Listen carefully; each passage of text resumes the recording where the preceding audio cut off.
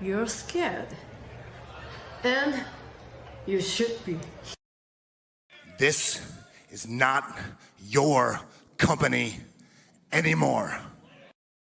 Leave the cheek of CM Punk.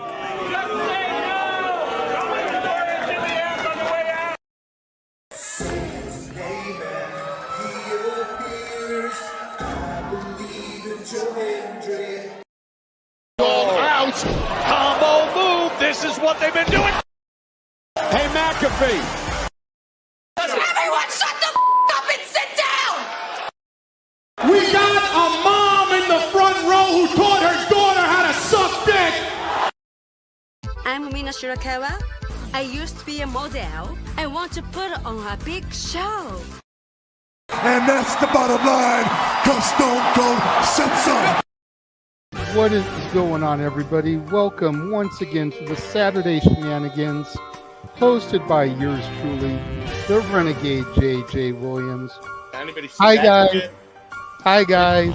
CM Punk drama bullshit to the side. I still consider Hangman the worst AEW champion they've had. First of all, we're going to bring in Walter Cruz. I said that as a joke when what's his name did his promo Monday. He said, "I'm from a prestige university." I said he majored in Steiner Man. We've got the Heeb man, James Hebert, in the house.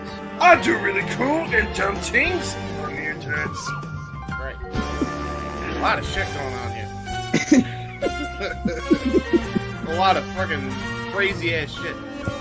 Where is Noah JD? Well, say his name and he appears, because we believe in Noah Foster.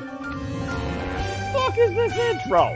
It is one of those things where as fans we do have these desires of what we want to see, but sometimes you can't always get what you want, and there are reasons you really don't get what you want. I wouldn't even listen to this in Grand Theft Auto San Andreas. What the fuck is this shit? God, rapid whack. Like I said, never been a greater time to be a wrestling fan than with more companies in a more lucrative spot, in a more comfortable business spot, in a sense of mind, it seems, than ever. Again, WWE is not the only one. It is not the end-all, be-all. So let's go back to the Renegade Wrestling JJ Williams to get the official word. JJ, speak! Make sure you tune in every week, because you never know who's going to drop in to join the shenanigans. Catboy is in the house. Hello, my internet family. I say if you want to make them as evil as possible, make them really mad. We have Mansfield joining the party now. What is going on, Josh? Like I told no one when we were in Cleveland, him joining JCU was just an unfortunate side effect of my shenanigans towards you, JJ. I know how it can get better, Noah. The panel chooses you. Shut the fuck up, Josh. He said that so like. We got the intro back. Yeah, I was gonna say. Just like how you and I had lunch together the other week. That was different. Ladies and gentlemen, the King is here. Say his name and he appears. We believe in King A-Train. There are so many believers in Joe Hendry. The only person on this panel that doesn't believe in Joe Hendry is King A-Train.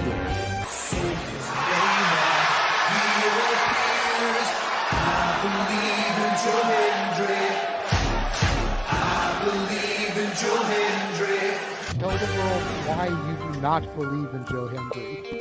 The reason I do not believe Joe Hendry is he is Fandango 2.0 in a entrance merchant. I rest my case, Your Honor. Hey! There's nothing wrong with being an entrance merchant. He has some of the best entrances of all time. Teleporting into the command center, all the way from Angel Grove High, Datilla. Oh, yeah. I went to the command center on Thursday. I went to Vasquez Rocks, which is where they filmed a lot of episodes. Somebody actually climbed to the very top of those rocks. I made it halfway. I was like, I'm not going up there. Definitely Toni Storm versus Mariah May. That's the one match I probably am looking forward to the most. I really like the story. I'm familiar with All About Eve, so if it plays out that way, I kind of know how this is gonna go. Say goodnight, Datilla. Good night. James, you did say his name, so he shall appear, ladies and gentlemen.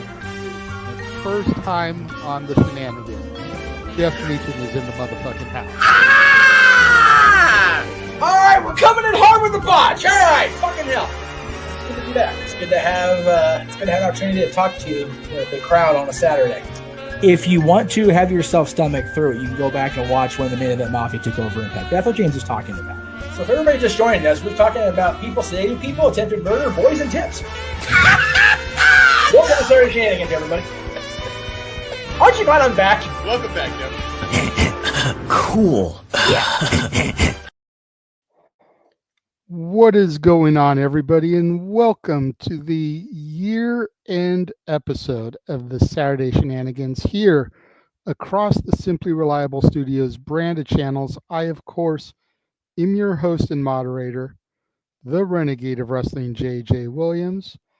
Hope everybody has had a Merry Christmas, is having a happy Kwanzaa, happy Hanukkah, had a good Boxing Day, whatever it is that you celebrate. Hope your holidays have been going well. Let us go ahead and begin to bring in the team. First of all, we'll bring in a man who, like me, was not on the main call. He is the man, the myth, the legend. He is the West Coast professor. He is Jeff Meacham. All right. We're getting ready for tonight. Not your mama's Coke Zero, neither. Anyway, yeah, it was an interesting Saturday, to say the very least. I spent the day at the hockey game, not only with the kiddo, but with his mama today. Ruh-roh, Raggy. No, you know what? It was the most peaceful part of the week so far. And that, my friends, is why Jeff drinks on Saturdays. This is fair. This is fair. Well, time with the ex is the most sane part of the week. Jeff's gonna be drinking on the Shenanigans. Anyway. All right. And it's still snowing outside, for Christ's sakes. It's already the 28th. It's knocking the snow shit off here. It's almost the end of the year. Hey, you know what? There's no Christmas trees up, though. This is valid. It can snow any time. I mean, we had snow that one year on your birthday. That was which was March. the bat shittiest birthday I think ever. Like, that's crazy. You walk into my driveway, I can't even leave that property because I'm going to be snowed in on March fucking 1st. All right, that's it, kids. We're done. We quit. That's it. Anyway, the rest of the team is waiting, going, what the fuck? Fucking Ginger's already drinking and chatting everybody's ass off. Well, next person we're going to bring in seriously was the MVP for today, because not only did he do the 0 hour with me, yes, but he ended up doing the entire main show as well. Yeah. Ladies and gentlemen, the Hebe man, James Hebert, is in the house. Hi. Hey, I'm the MVP for once. I did Yeah, it. well, don't screw it up. Yeah, I'm fine. I'm fucking up now by bragging about it. That's why I'm staying silent on the first topic. Fair enough. Fair enough. You're really cool and tempting today. Good job. Mm-hmm. I'm doing smart things on the internet for once. Yes. James, did you get the private message I sent you? Which one? Because there was a couple. The most recent one. Yes, I saw that. Yes, Okay. I saw the thing. And we'll leave it at that. Oh, we're seeing things on Saturdays. Here we go. Oh yeah. Oh, there are things. Because those things keep hanging. That's all I'll say. 15 minutes ago. Yeah. Saturday night. Oh no, I'm still talking about what you think I'm talking about. It's I know it's not the Layla Gray stuff. I know what you're talking about. Okay. Dear God. Let's go ahead and bring in the simple man with the spectacular voice, who I swear to God, between Okada Ospreay and that main event, I thought was going to lose his voice. Thank God it's not a singing night. Noah Foster, how are we doing this evening, good sir? I'm tired, but I had great professional wrestling at the end of the year, and I saw my family, which was a nice surprise on the day after my sister's birthday. had some pictures and some laughs with them. So I'm glad you all actually were able to actually handle yourselves properly during the first match of the show.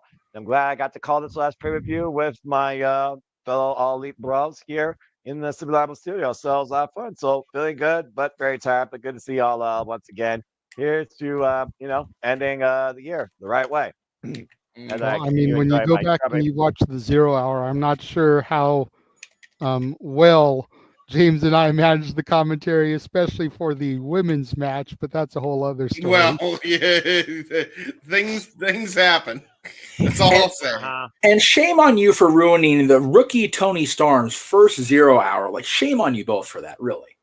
No, because I'm not. I am still the only professional here in the Super Reliable Studios. Go figure. Unless a girl named Allie is on the television. That's right, but she's not wrestling, all right? Eric may have Anymore had doesn't but mean you she can't use the didn't used gimmick. to. Well, I mean, it's one of those things where at least she was doing stuff more relevant than most people in WWE that are just mid-gated to a mid-card title because they can't make top single stars. Stop when I'm telling lies. Hey. Anyway, continue your thing. You saying the same? You can say the same thing about AEW. All right, come on. Yeah, to a degree. There's no company that knows how to book women's wrestling fully properly. NXT definitely got the best division, but there's still a lot of trios dynamics there. They don't have trios titles yet. And the knockouts, they still have much service, but they need to build more competition. That's why I came out in a few hours. Stardom, where Stardom represents Dream Kingdom, and I expect this not to go insanely long, so I can go watch that. So do your thing. I'm going to be eating off camera. Dude, it is a tasty snack. I'm turn this to an Okada picture. Beach. Yeah, nice. Well, last person we're going to bring in for now. Hopefully the others join here eventually. Mr. Reliable Walter Cruz is in the house. Hola, people. I got Hola. Oh, how's it going? Well, it was a Saturday. All right. To be fair, the rest of the show was pretty damn good up until something. But yeah, it turned into a Saturday. The main event was really the semi-main. That's fair. That's fair. But, again, how do you follow Ospreay and Okada? Hell, how do you follow Ospreay and Fletcher that started the show? Right.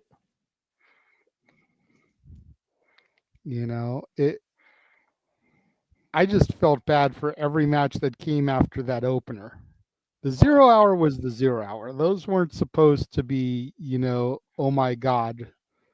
But once Ospreay and Fletcher touched, it was going to be hard to top that. And then from what I heard, because, I didn't see the matches, I just had your guys' commentary going. Ospreay and Okada did top that. Oh, yeah. But everything else on the card for the night, in comparison, not so much. But that doesn't mean that they weren't good matches in their own right. Yeah. It's one of those AEW pay-per-views doing AEW pay-per-view things, and it's unfortunate because the television leading up to it, I just didn't feel compelled to watch the show tonight. And even when I had trouble with the Shenanigans stream, I was like, I'm good. Like, I'll get filled in. Whoever bought the pay-per-view, I'll watch it later. So fair enough. And like you guys said in the before time, it's supposed to be the end of the world. We're supposed to have something major happen. Don't feel like we had one of those, except really quality wrestling, which is not out of the normal for AEW. True.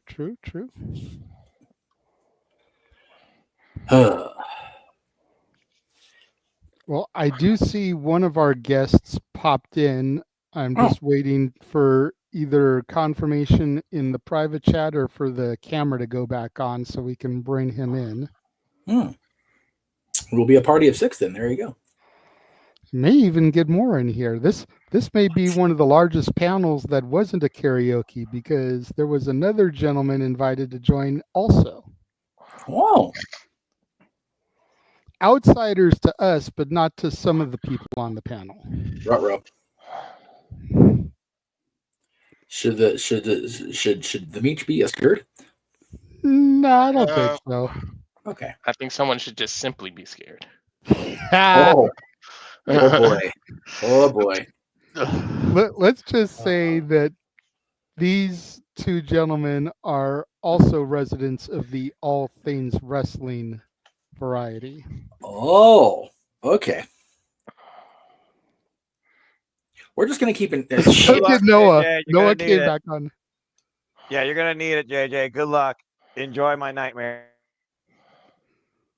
Well, the nightmarish portion has not arrived yet. So no Cody Rhodes today then. No. Oh, okay. Emmanuel, I saw your super chat pop in.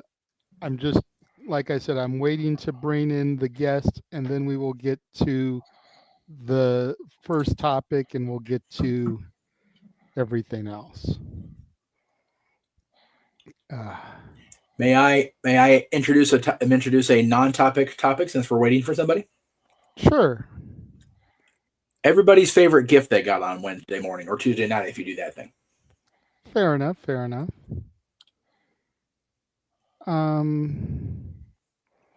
Well, there weren't many of them for me, and I'm not saying that to try to be like, woe is me or anything. It just comes to an age where it's more about the giving and the watching the faces than it is the receiving yourself. Absolutely. Agree. But I did receive from my mom 4 albums that I needed to complete a collection of a certain artist. All right, Sam coming through in the clutch. And Jeff, I know, knowing my mom, you can guess what artist that is. Yes, I didn't realize you were delinquent in that category, but good for you. So I got John Denver and the Muppets, Rocky Mountain Holiday. Oh man, that's awesome. Was one of the 4, and yeah. Very cool. Let's see, give myself a solo shot here so that there we go. The glare on the plastic there, but yeah, it's rough. I've got the producer controls too. I logged in. I'm still logged in, so I don't have a mouse. So if you need me to, just let me know and I can raise Fair the enough. piece of shit. So that's for me, There you go. So I'm seeing in the chat, Chris, which Hulk Hogan Legends figure? Because there's been a bunch put out in the last year. I'm just curious because I'm a Hulk Hogan figure, obviously. What about you in the middle here, Mr. Reliable? Or did he step away again? Possibly. I do have video confirmation now. Gentleman is on. Let's go ahead and bring in from the ATW View family. King A Train is in the house. Oh man, King A Train and Jeff in the same stream. It's not gonna be a short night, dude. It's just not gonna happen. Sorry, I went to go get the gifts. That's why. Oh, okay. He heard your question and he went for visual aids. Uh-huh. That's true. Welcome to the show again, Keen. Welcome. Thank you guys. Thank you guys for having me. JJ, thank you for sending the link.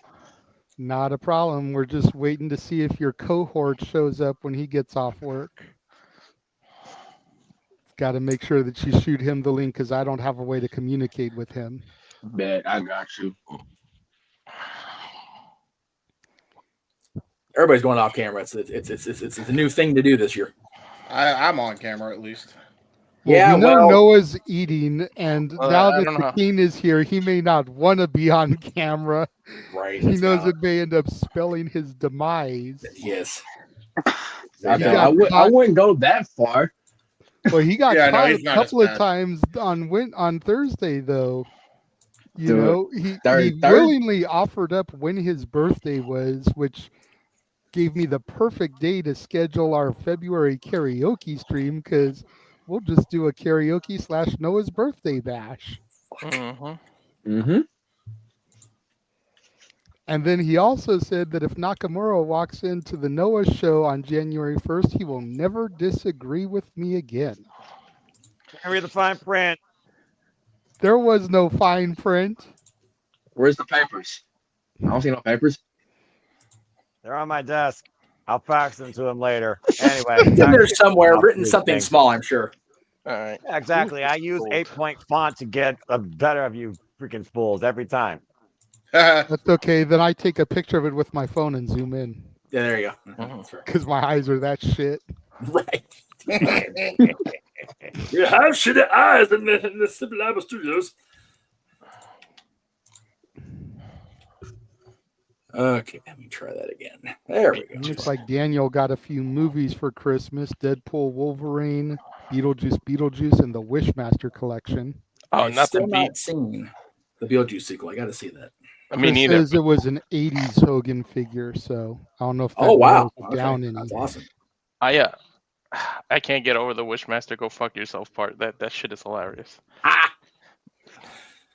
But We just can't get over it because we heard Christian say it on air this year or last year. Yeah, to show what I got. Not only did I get the World Heavyweight Championship, but my wife got it signed by the Undertaker. Nice. So yeah, that's my prize possession. Is that the there. WWE big gold with the Undertaker signature? Yeah. Yep. Nice, There you go. Then I got That's personalized autographs and messages from Matt and Jeff Hardy. Ooh. And then another one with just Matt alone. Yeah, I saw Walter sent me a link. He was participating in like a virtual signing with the Hardys. Oh and yeah, was yeah. asking them like how we could get an interview, and Matt was just like, "Hit up Rebby." So we may end up being able to pull off an interview with the Hardys next year on the Simply Reliable Studios if things go well. Yep. I know I'm not welcome to that. Yeah, neither am I. Yeah, I'm good. Nope. That is a Jeffrey zone now. Unfortunately, if we have to go through, that I'm out. But it's not that I wouldn't want to, but so.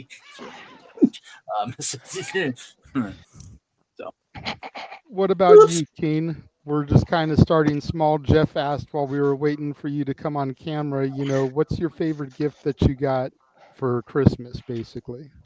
The only gift I got, really, because I don't really need much. I feel like I, just need whatever I got, basically. I'm a Warriors fan, but I haven't been a Lakers fan since the Shaq and Kobe days. But I did get this LA Lakers hoodie from my mom. Oh, nice. Oh, nice. So you were probably torn then for the Christmas Day game when they played each other. Dude, when I tell you I was torn, and as soon as Steph shot the floater, I was like, okay, game over because it's Steph. But then I seen AR-15, Austin Reeves, make a freaking cut and then got a shot up, and I was like, yo, Christmas Day just got ruined a bit. Right? Dude. The parents, right? They really do God bless them, but they don't know sports. My favorite team is the Celtics. And a couple of years ago, my mom got me a Golden State Warrior hoodie, but it's like I still wear it just because she gave it to me. But it's like, wrong team, Mom. Wrong team. That's the wrong thing to buy in Boston as a California sports anything. Right? I get crap because I wear a Buccaneers hat. They're like, well, Brady played for them. So. I also did get to see the Celtics game in Christmas. You got crap on the air for that. That's the saddest part. Yeah. Right? Yeah, I'm not a big pro sports guy other than hockey, but I did have the 2 games on Netflix for football on Christmas Day. And then I had the Lakers-Warriors game on. Just because the Netflix I really just kind of watched because I wanted to see what the stream was going to be like after all the chaos between the Jake Paul Tyson fight. Right. Now the WWE's moving. I wanted to see if there were any issues. I had none. I heard of a couple people had buffering audio issues, but nowhere near as bad as what happened during the Paul Tyson fight. Yeah. And then and I wanted to wait for the Beyonce halftime because I figured that's when it would get overloaded. Yeah. Still perfectly fine. Yep. And then I figured, I had football on the TV earlier. Let me go ahead and put on the basketball game. Sure. What the hell? It's either that or watch Christmas movies that I've seen 100 times. Yeah. Not that there's anything wrong with that, but Well, the ones premiering on Christmas Day are few and far between. So you're into watching any new stuff. And that's fair, Emmanuel. They weren't games, they were blowouts, but that's a whole other story. Yes, they were blowouts. Yeah. Well, welcome back to the stream, Noah. Now that you're done eating, go ahead and welcome your brother from another mother, the King Kane. Good to see you, man. We got a big week ahead of us next week. Let's freaking go. Yes, we do, bro. The first week of madness. Yes. All the madness. All the wrestling. Yep. So, first topic we're going to get into, all AEW just ended, World's End, last show of the year as far as stateside pay-per-views, stateside wrestling period, really. Yep. Yeah. Yeah. What? It's kind of a lame duck Raw on Monday and a lame duck NXT on Tuesday, so.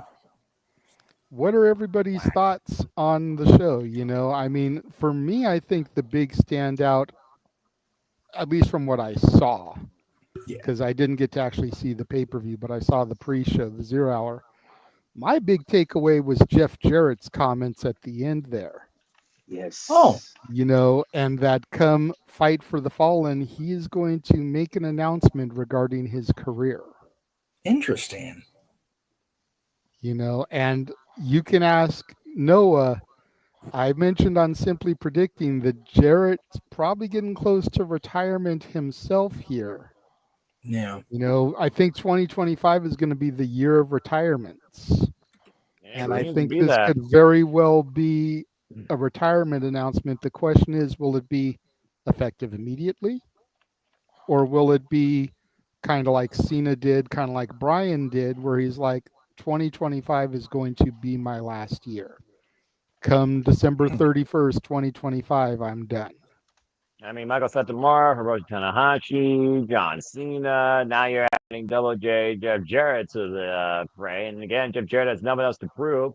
And I think he got the most important thing he needed his whole career, closure, when it came to Owen Hart after what happened last year in the Owen Hart Foundation tournament, and that embrace, of course, with Martha Hart. He doesn't need anything else from this business, in my opinion, nor owes it anything else. So it would not surprise me if his retirement is maybe one more match. And I think it would be very polite to be against the man that he holds near and dear to him, that has been along his side this entire time, and AEW particularly, Jay Lethal. But yeah, I think he had the retirement match on the horizon sooner rather than later. And it wouldn't surprise me that's the announcement January 1st. Well deserved. That was my big takeaway because, again, all I had was your guys' commentary to go off of. It sounded like a tremendous show.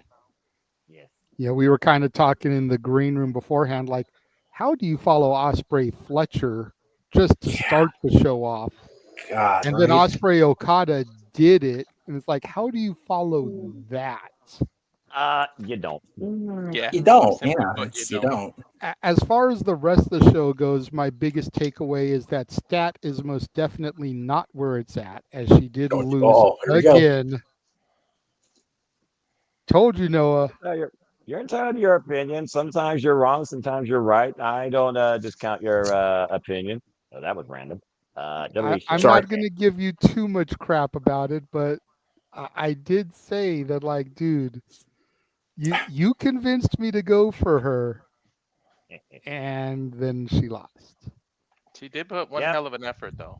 Yeah, and at seatbelt, again, it was not like she was easily defeated. I think it goes to the testament of a competitor in this business, how you are preserved in defeat or shown in defeat. If you literally have to try and trap your opponent in a seatbelt roll-up because you can't submit them, your own hubris doesn't let you get them count out, you try to destroy their leg when they take a boot off, you literally plant them face first on the floor, you literally double knee them from the apron to the floor, you literally cause yourself not to take 2 countouts, much to Jay's point. It goes to the testament of the type of competitor that Mercedes Moné was in the ring with, along with giving her the ring afterwards and her getting a standing ovation.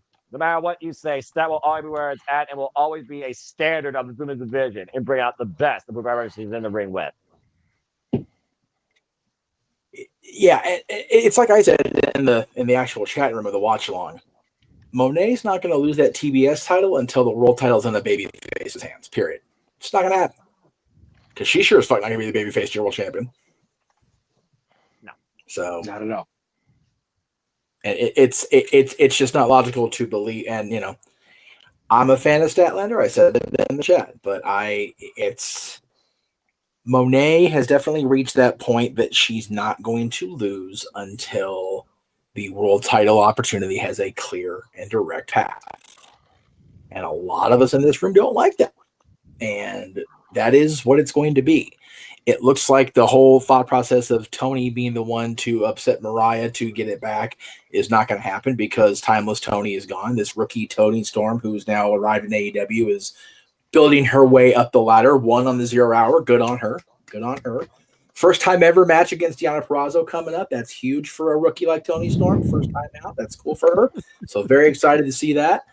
But with the world title and the TBS title, it unfortunately for those of us that don't like this fact, it is Mercedes Monet's world. We just live in it, surrounded by a glamour known as Mariah May. So then the question to you then, Jeff, and then we'll go to some of the other people for thoughts here. Does Mercedes become Mercedes 3 belts when she faces Mina Shirakawa? Pardon my lack of knowledge on this. Are both titles on the line in the Tokyo Dome? Yes. Yeah. That's why I thought that Mercedes may lose the TBS title tonight. Exactly. Because it would start the fall of her demise. But since she retained, does she now become Mercedes 3 belts?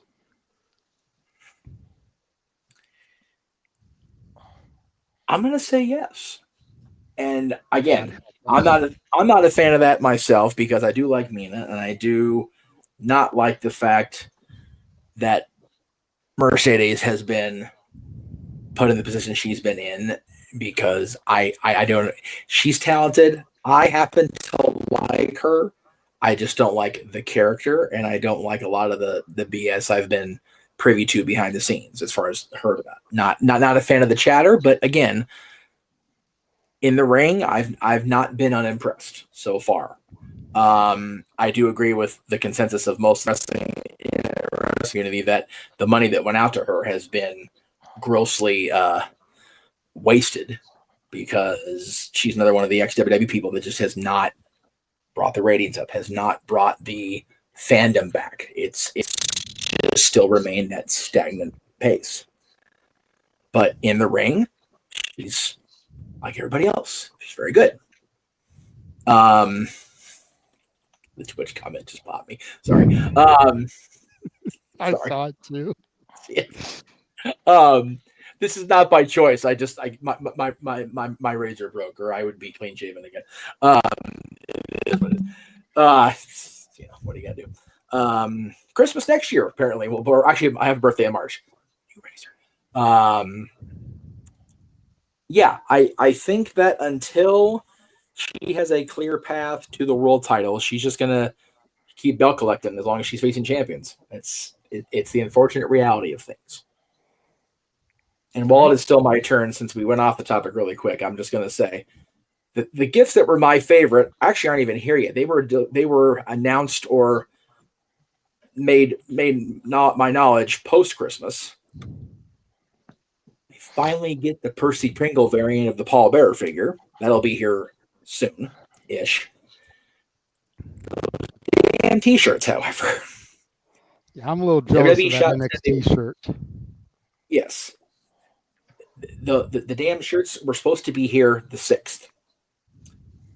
That's what the person that bought them was told in the description in the sale. The reason we wanted them here on the 6th is because I get to go to NXT on New Year's Eve on January 7th at the Shrine, which I found out was not where my dad saw the Oscars. He saw it actually at the Dolby Theater, but he has been to the Shrine. And also, my other favorite gift is one of the best things ever, and I must start using this and going to Noah mode when the chatter gets too crazy around here.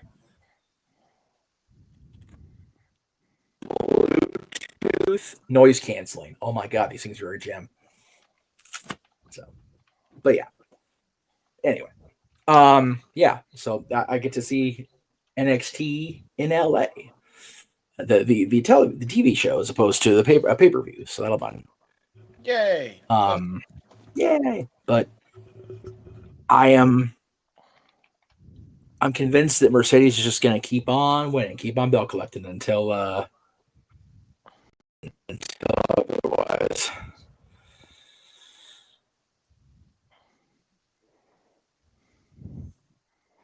Oh, and go ahead. What he said? No, you were saying? Wow, we're getting swearing in the chat room early on a Saturday. Yes. And also, my favorite early Christmas gift was getting my job back and Dylan getting into the school he needed to get him into. That was, like you said, seeing the faces of other people opening the gifts, I think, was so good this year. I revealed to you guys on the air that I got Dylan the 3-pack of the Maya Via Legacy figures, so that was really cool for him to see on Christmas morning. Trying to pre-order the other Anawahi 3-pack of figures that is due out in February for somebody else's birthday. Wink, wink, hint, hint. But we'll see if that comes to fruition before 2 weeks from now. Doubtful. All right. Back to the AEW conversation. Yeah. It's Keen.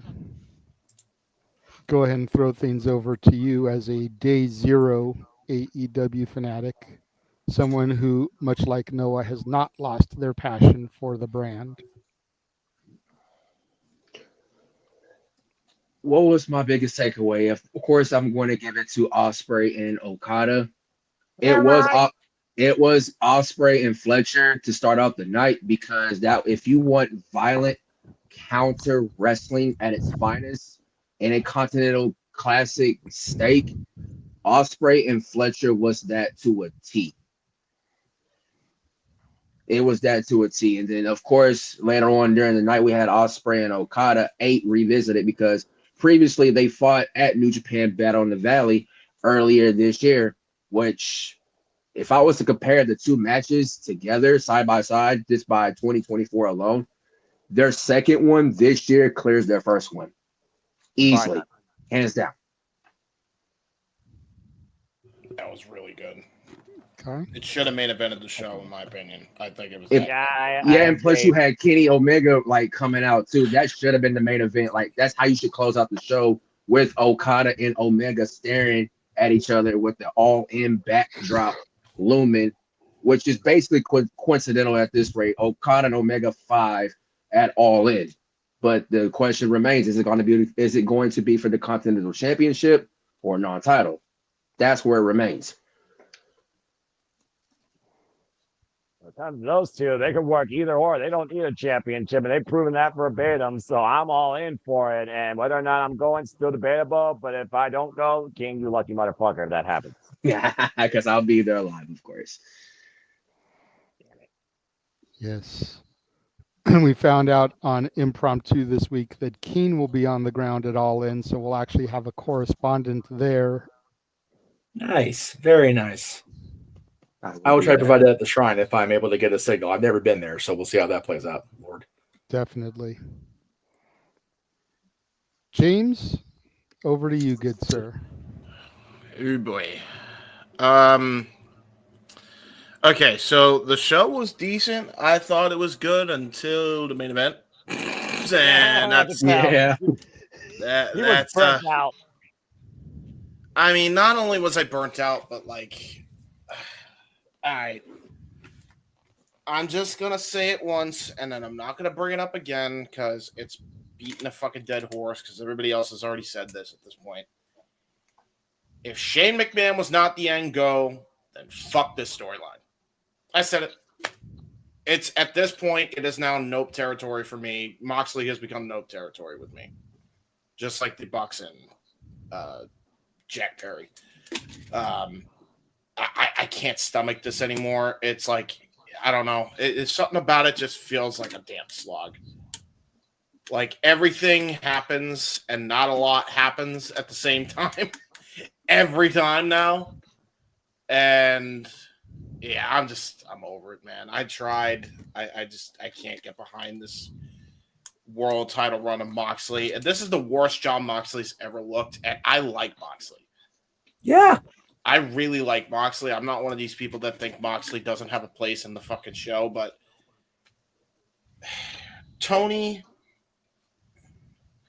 feels like a fucking broken record saying this, but he does not know how to police the talent when it calls to police the fucking talent.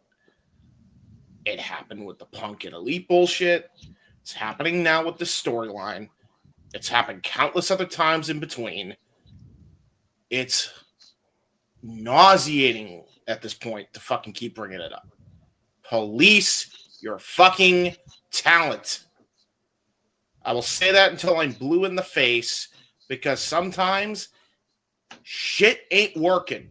You need to make that decision as a boss to say, fuck this, we are changing direction.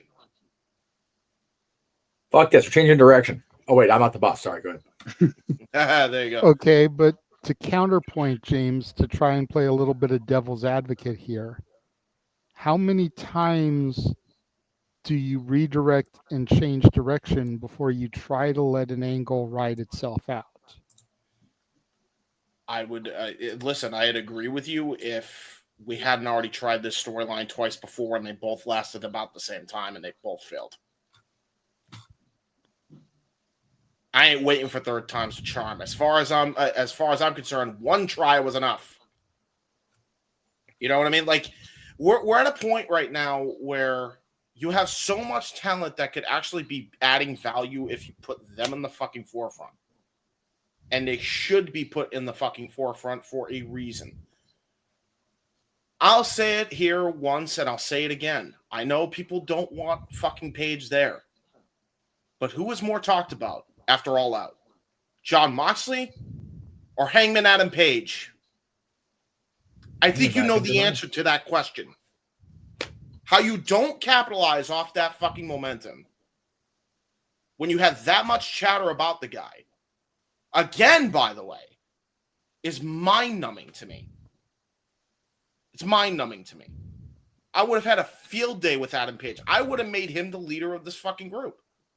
Dead serious. Because at least it wouldn't be, the title wouldn't be in the fucking briefcase, and it would have actually made sense. But no, we have to have it on Moxley for the fucking upteenth time in a row.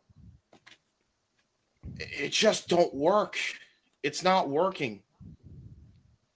I hate to be that guy, but like, you have so much talent that should be in the main event. Ospreay, Okada showed out tonight.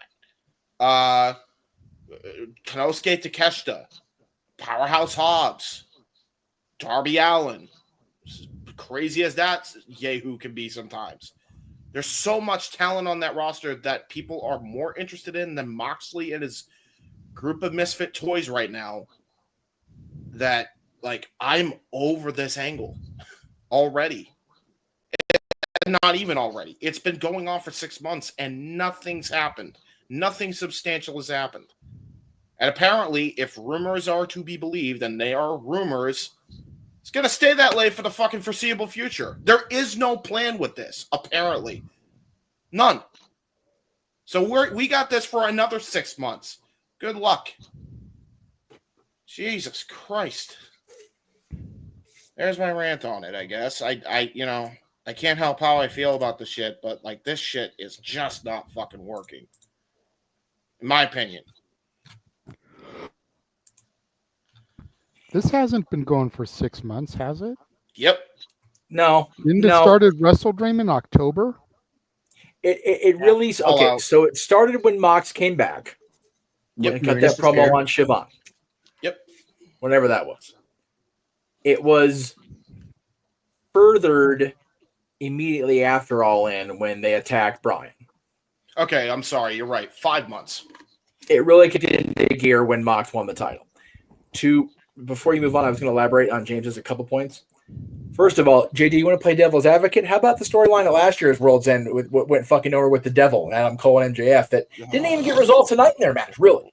See, I didn't want to bring that up, but yeah, that's a fair point. That again, they're both hurt. MJF Max went to do his movie thing. I get that. A whole year. Here's your opportunity. They resolved not a goddamn on that front. As far as the Mox thing ending, not ending, this isn't your company anymore. It's the end of your world as you know it, is what that translates to me. It was World's End. Give me something. Give me something. Nope. I'm with James. Give me a reason. Yeah. I'm sorry, And they guys. did. But like, I'm one of those guys that wants to look at the positives, and there was a lot of positives on the show tonight. By the way, Yes. If that show is not main evented by the world title match, which by all rights it should be, but if they have that second to last or whatever, and they end, like you said, guys, that moment with Kenny and Kazuchika, I might actually watch on Wednesday. But they didn't. And I'm going to be hungover as hell for my New Year's Eve show. So probably not going to be up Wednesday at all anyway, if I'm being honest. That's fair. Like, but we'll plug that later. Listen, man, like I want this company to do well, and I think everybody that says, "Oh, well, you can't criticize anything that this company does because they're 5 years old," I'm tired of the fucking excuses. No, that's bullshit. I was there when they had a chance, guys. We all were. I was with these two. I was with them. Day zero. I've been a part of this too. A lot of people forget that with how I've been talking lately. But I've been day zero. I've seen them fucking rise when everybody else was praying for their fucking downfall, and they kept proving everybody wrong. Can you say that now? The main event scene sure as hell don't. Honestly, the only thing I'm looking forward to out of everything going on in AEW right now, truthfully, like without bias, is actually the women's division. That's it. Genuinely, like they're actually starting to build some ground back, and it looks like it's going to be substantial with Mariah May and Thunder Rosa, Toni Storm, Mina Shirakawa. I'm sure is going to be in the mix. I'm sure. You got Layla Gray, looks like she might be in the mix, hopefully. Deonna Purrazzo is going to be on Collision Saturday. Great. More of that, please. And right? Britt is staying in the people's minds by doing this stuff with DDP and making appearances, promoting Cobra Kai. She's staying in the people's consciousness. So she's not totally gone. Yep. Britt Baker, too. Yeah, so, like... I'm saying. Hell, I'm even more interested in the Mercedes stuff, and I know than a lot of other people. Like she made it very hard on herself to be appreciated when she came in, and when she left. 100%. But I am looking forward to. Okay, didn't happen with Stat. What is going to happen? Yeah. The curiosity is there, but the want and the intrigue and the I have to see it is not. Yeah, that's the difference. But that's more than I could say about the Moxley because there's not even that. Yeah. Yep. I agree. I'm gonna be honest. Yeah. There's nothing with that. No. You should want more. You should need more want in your world title picture than your secondary women's championship picture. Yeah, that's a bad look, but it's not wrong.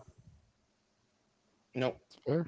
So again, I'm gonna say everything I said. I'll leave it alone. I don't want to piss off any more people than I already have, probably, but like I have to. If we're not honest about this shit, then we're no good for this fucking. I think honesty needs to happen more often. And it's the end of the year. Burn all the bridges, James. Torch it all. Fuck it. Fuck it. Yeah, exactly. No, I completely agree. Yes. Wouldn't be the first time. I'm all about honesty when it comes to a product that you don't like, and I know it ruffles people the wrong way, but we have to be able to admit and acknowledge when something needs improvement. Yep. Not everything does. In fact, they have a lot of upside if they actually focused on that upside, by the way. They're just not. That's kind of the problem. Yeah. So, there you go. All right, Walter, go ahead and bring us home on this one. I feel like the pay-per-view overall was awesome right into that main event, and I just think it felt flat, the ending. Not the post stuff, but the ending itself. Like the way it ended was just kind of flat to me. I don't know. And it was more of a brawl than an actual match. Like I understand 4-ways have no rules or whatever, but they went overboard. Now, as much as crap I talk about Mercedes, she did impress me. That actually was a good match, but I mean the way they started the pay-per-view with a bang like that, and then they had another follow-up with Ricochet.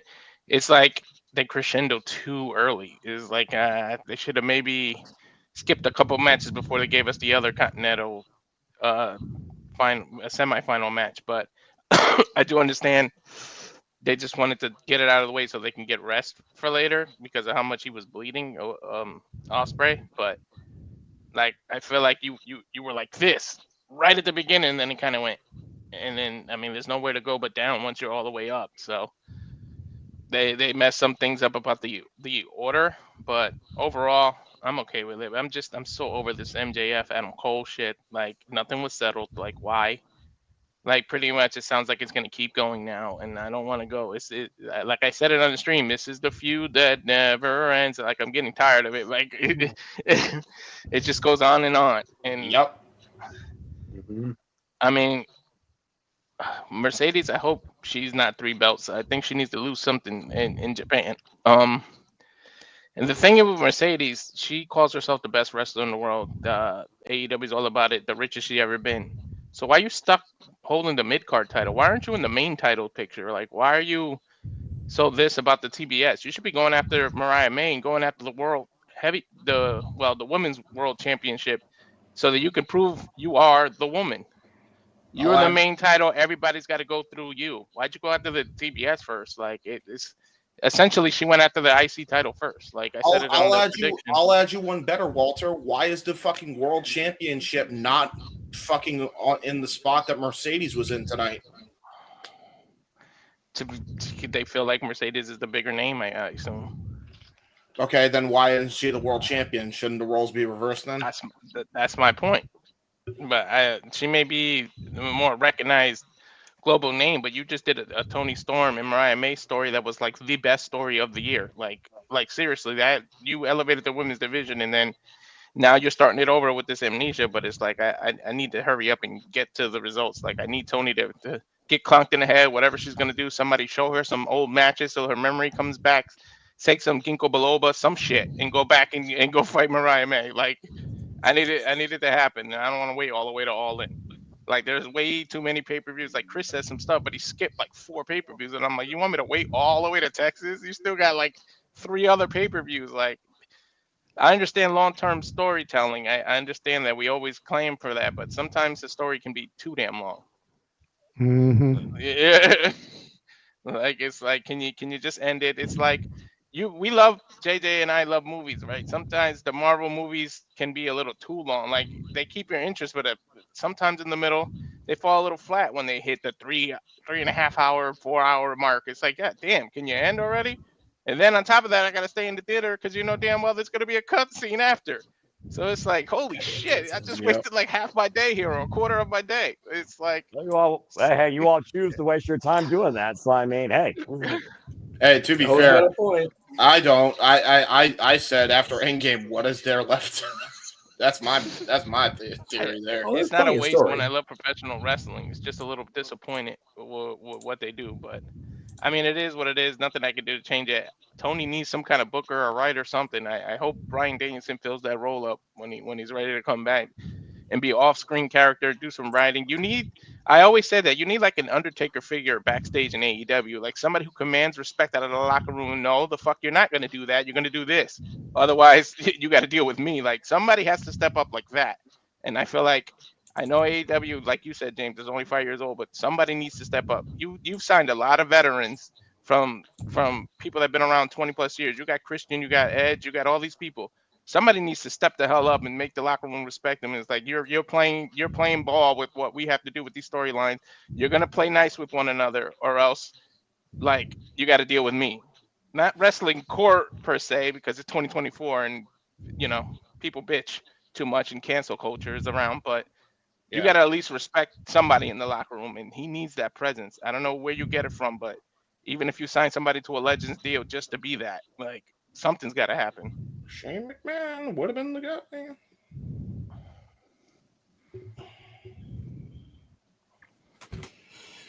Just saying. All right.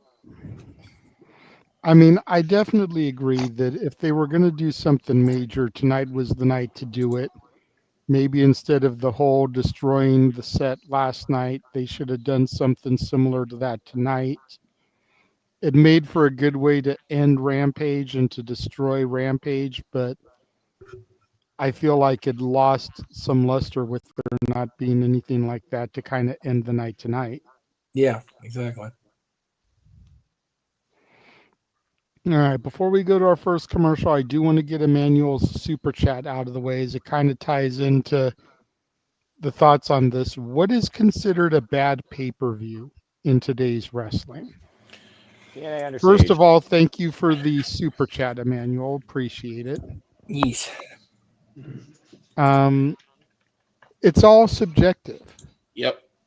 At the end of the day, and that may sound like a cop-out, but everything is subjective. What I think is a bad pay-per-view, Noah may think is a good pay-per-view. And Keen may think it's better than good, it's great.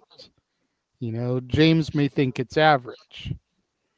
You know, I think if you get a pay-per-view or a PLE for WWE land, and none of the matches tend to go the way that you think they're going to go, I think some people may consider that a bad pay-per-view because none of the outcomes went your way. Yeah. Walter, you got your hand up? Yeah, pretty much. I agree with you, but pretty much just watch WWE 94 and 95. That's pretty much the majority of that pay-per-views. Yes. Okay. But right. Not all of them. Sorry. Choked up. I think Emmanuel's asking, because we're harping on the main event so badly, it's like, has any of the companies all right, that's okay. That's enough out of you, Whiskey. Have any of the pay-per-views this year been across the board bad? And I don't think they have. Nope. No. I think product across the entire business has evolved far out of the primordial ooze that was 1993, 1994, and part of 1995. Yep. Because, like I said, having just binged that on my little childhood, wash through reality here, it's like, man, it was bad. If you weren't watching just ECW, you were having a rough go of it as a wrestling fan in 1994 and early 95. Woof. Oh, rough shit. Nitro needed to happen to be the kick in the ass for the industry. Paul Heyman taking over the book of ECW needed to be that little pebble that rolled down that snow-covered mountain that bumped into WCW going, okay, we better do something different then, which is one of Bischoff's favorite phrases, different than. The WWF was content to be cartoon land, and then the other companies were, maybe not. Now, you've got a lot of good in WWE. Does every match deliver? Does every storyline deliver? No. Which is why AEW exists, which is why TNA is still not only surviving, but thriving after 22 years.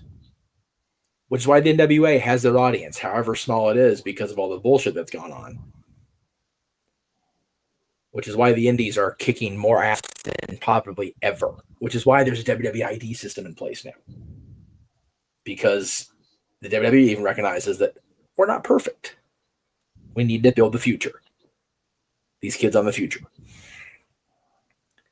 The pay-per-views aren't bad now. And I kind of want to tie into what you said, Jay.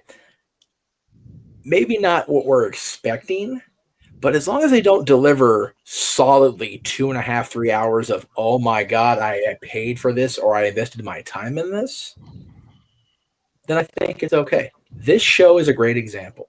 This show was $50.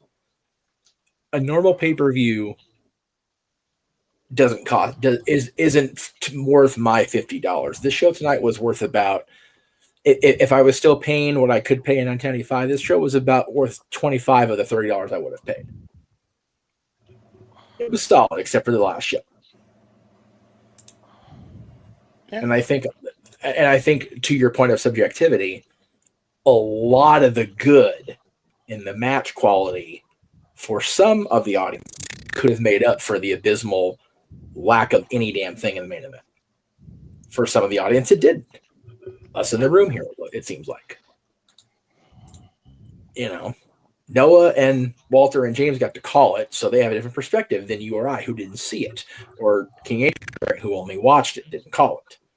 So perspective is so key. That's why I hung on to that, like gripping freaking Thor's hammer when Undertaker said it in the Hall of Fame speech. Like, dude, that shit is fucking valid. Perspective is everything. Perception is reality, man. This show was not a bad pay-per-view. It was a flat finish. And I forget who was talking about it on their podcast this week. It may have been a rebroadcast. I think it was JR talking about WrestleMania 2000. If the show finishes flat, that's all anybody remembers. Mm-hmm. WrestleMania 2000 ended flat as a pancake with a what the hell heel turn from Vince McMahon. Yep. This show, luckily for AEW diehards like the bottom row, included Kenny Omega's return to AEW pay-per-view, included that little nugget being planted about him and Okada, included by-God believable matches. So they're not going to turn away in droves come Wednesday night. But it also didn't reel back in the Fairweather folks like me. I don't care if I miss Fight for the Fallen or not. I really don't. Other than being able to watch your guys' call, should I be less hungover than I will be when I first wake up Wednesday morning, because that will be a thing. I'm not invested. I want to be so bad. I want to be. But like I told JJ, like I told other people, I am looking forward to saving my money, my ticket money, my in-person money for April 21st and Rebellion. Because it's here, it's local, and it's TNA. They're getting my money. My first the first money I'm actually spending on a wrestling show, because I'm going on the 7th, but I'm not paying for that, thank God. The first ticket money wrestling's getting from me this year is TNA Rebellion, because that product I'm here for it. All 2 hours every week, and every pay-per-view I can get my hands on. As you should be, damn it. They're no longer the alternative for me. They're the ones that WWE, Match Quality, and AEW completely are having to catch for me.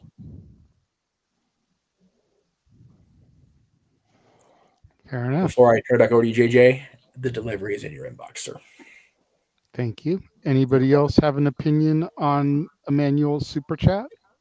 I mean, I literally watch everything, not only domestically, but internationally. And I still put Japanese wrestling above anything here. But I've already talked about how I chastise every service that involves advertising bullshit and undermining match quality, because all you care about is branding, marketing, supremacy, commercials, fuck television, etc.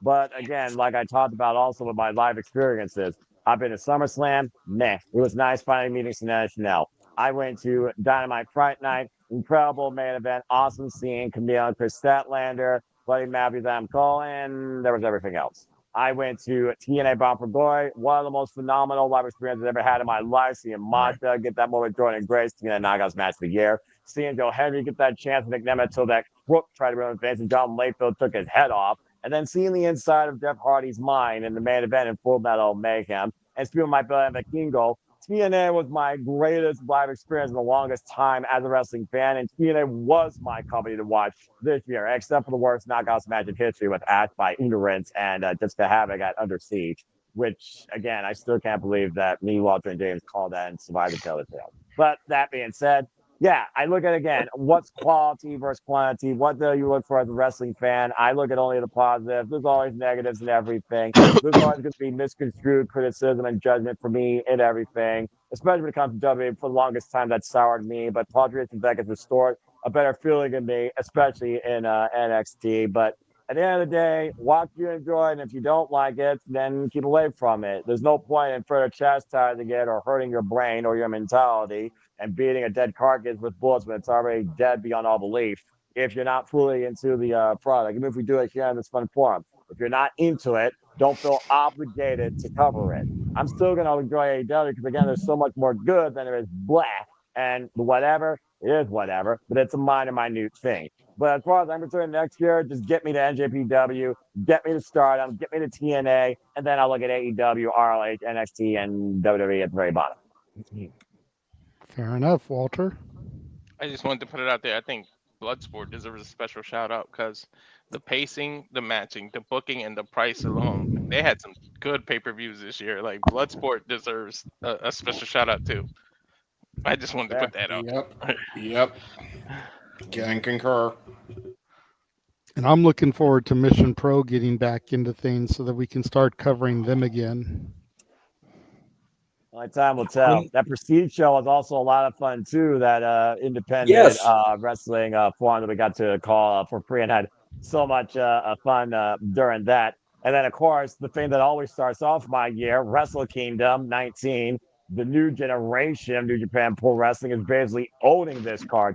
You got no Okada, you got no Ospreay, you got Tetsuya Naito in the semi-main event spot, and a lot of hungry newcomers coming back from Excursion, finding their own identity in New Japan Pro Wrestling. So there's a lot of unique circumstances to come out of that come January 4th, and I cannot wait for it, especially with Zack Jr. and Shota Umino. So again, I'll say it once, I'll say it again. Criticism is always going to be the thing of the business. But there's never been a better, more optimistic time to be a wrestling fan. Just find something you enjoy. And the other stuff you don't follow it. But if there's still good stuff you like about it, look at the highlights. For me, it's NXT. But NXT has gotten a lot better. Raw, SmackDown, become interesting to me again as a fan.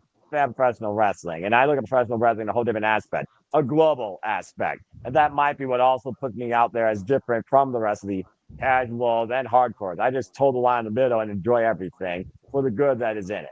Even WWE, for everything that I've given about it, had a lot of good stuff this year. Now, boy, they could do more than just Liv Morgan being ripped with a two-woman show the week on Monday night. Noah mentioned, how the year kicks off for him. Let's go ahead and take a quick commercial and take a look at all the upcoming stuff that is on our calendar for 2025 and beyond. And now for a taste of things to come.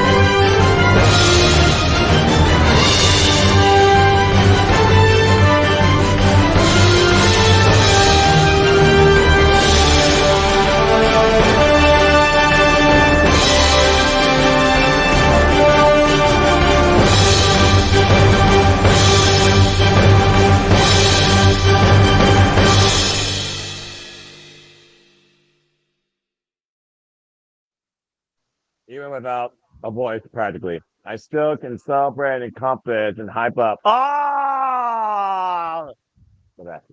And other stuff. You falling asleep on us, Walter? I'm not feeling too well. Oh, okay. Yeah. It's going around this house. Yeah, water pneumonia is a thing as well. So again, protect your health, man. And if you're under the weather, then more power to you if you rest. I mean, hell, I think James pointed out one match at Wrestle Kingdom or during half of Wrestle Kingdom, you probably had COVID because I almost dropped dead during the Evil match. Then again, who does? And, during the Evil match at Wrestle Kingdom, you ended up calling that yourself. But anyway, as far as I know, I never got COVID, by the way. But thank you for doing that. Knock on wood, man. All right. We so don't knock on wood, please. The next topic, I'm kind of glad we do have King here for this one, and you're lucky, Noah. The other cohort was not able to make it. Oh, that's a shame. Oh, poor dude. I'm It's good. all good. You thought I wasn't going to be able to handle the chaos.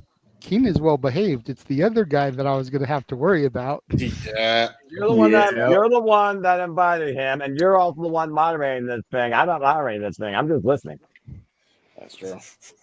So we briefly discussed on ATW View Impromptu the ESPN award for Female Wrestler of the Year. And what we thought about the fact that it had been declared as a tie. Go back and check out that conversation if you guys would like to see how that went. Good stuff. Today I saw that Sports Illustrated posted their top 10 matches of the year for both the men and the women. And I want to run through these lists and kind of get everybody's thoughts on them. You have my attention. Noah, I'm going to ask you, do we start with the men or the women? The women, in my opinion, have really surpassed my expectations in this business across the board versus the men. Save the women for last. Let's get the men out of the way. I got a pretty good feeling what could be in the top spots there. All right.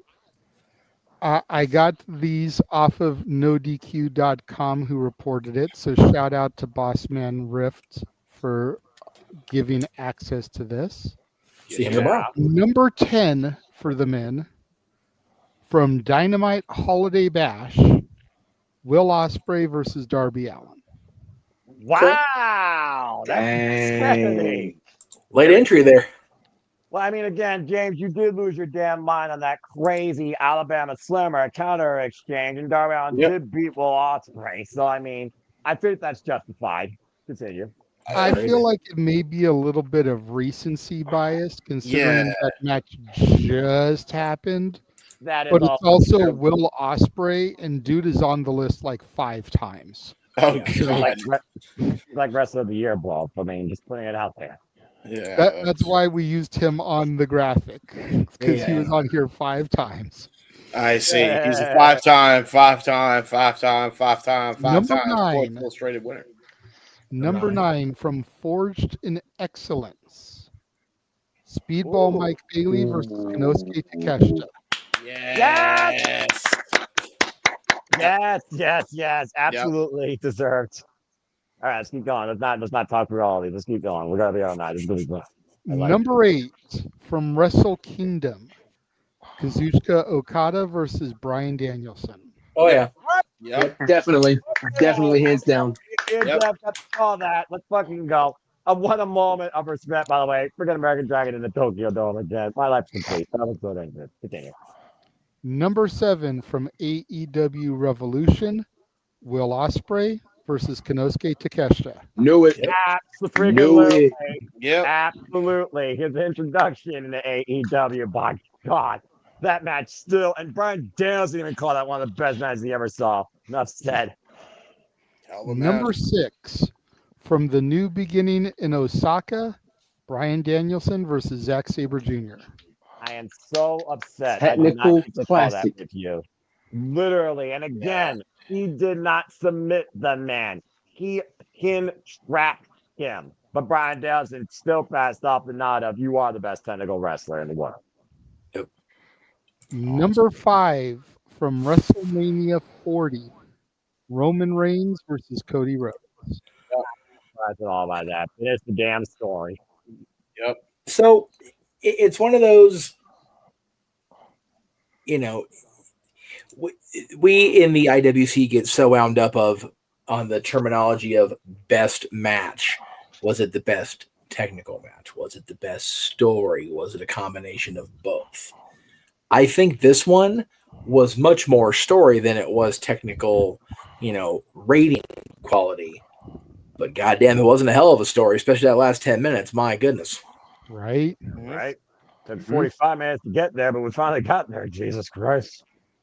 Hey, that's the only match this year where I openly cried on the call, okay? God damn it, that deserves something.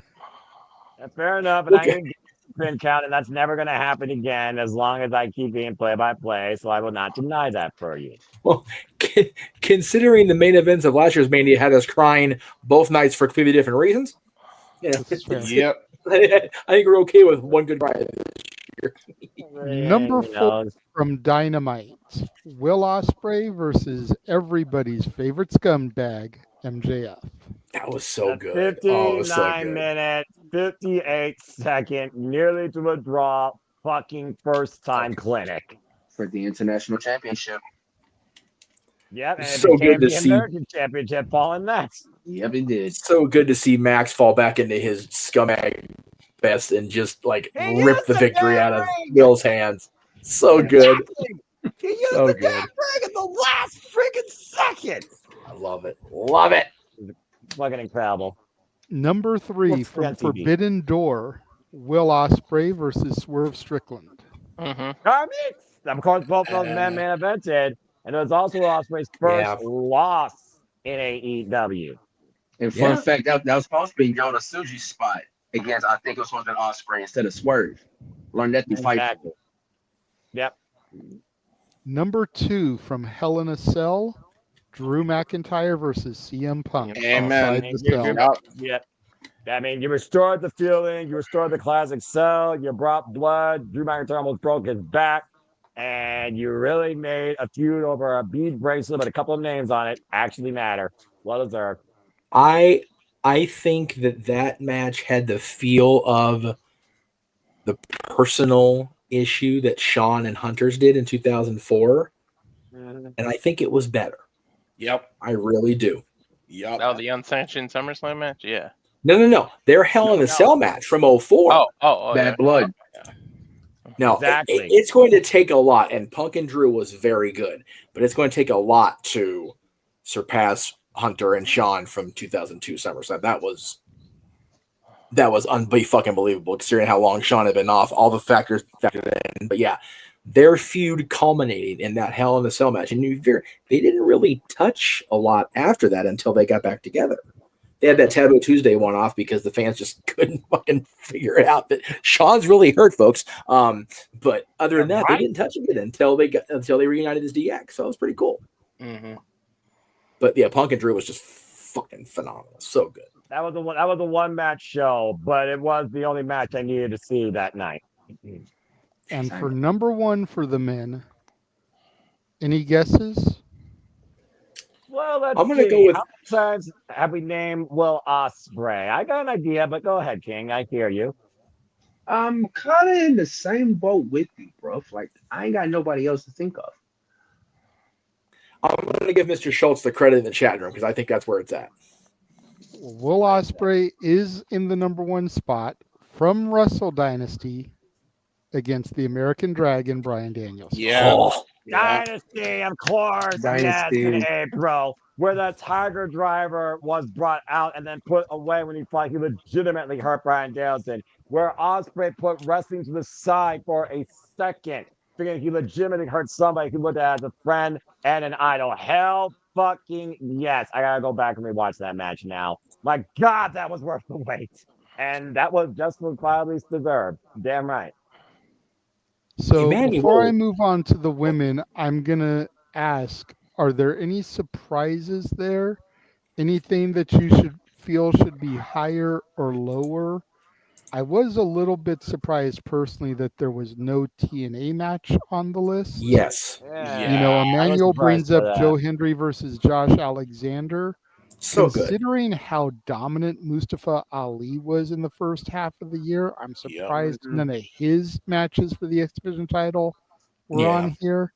Agreed. Particularly the main event and No Surrender when he won the damn championship. The feat that hadn't been done yet since the early 2000s. Mm-hmm. Hell, freaking Masha and Jordan recently was so good. Well, Well, they'll be in the women's section though. This is the men's That's section. true. That's right. I forgot. Surprised what Nick you said. Nemeth's name is not on here. Yeah, Nick Nemeth, who went 60 minutes, by the way, might I add, with Josh Alexander in an Iron Man match. I'm kind of surprised by that, honestly. If this is Josh's last year full time in TNA, he had a hell of a run with some matches this year. Yeah, Very like surprised there was no TNA. Yeah, I agree. I'm shocked Sammy and Gunther isn't on this. I really am shocked by that. I think that should have been up there. The WrestleMania one? Yeah. Or even Gunther, or no, excuse me, Sammy or Gunther for that matter against Chad Gable. Yeah. Sami Zayn and Chad Gable was definitely a sleeper match for me at Clash of the Castle of how far both those men went for their Continental Championship. Yeah, if we're combining the best of story depth and match quality, the fact that only the Hell in the Cell match and the WWE Championship match at WrestleMania made this list is kind of surprising because there were a lot of good stories that led to some really good matches in WWE. But again, to Emmanuel's point, there were a lot of AEW matches that deserve to be here. So it's hard to argue with the placement. It's not so much the placement; it's the omissions that surprise me, I guess. And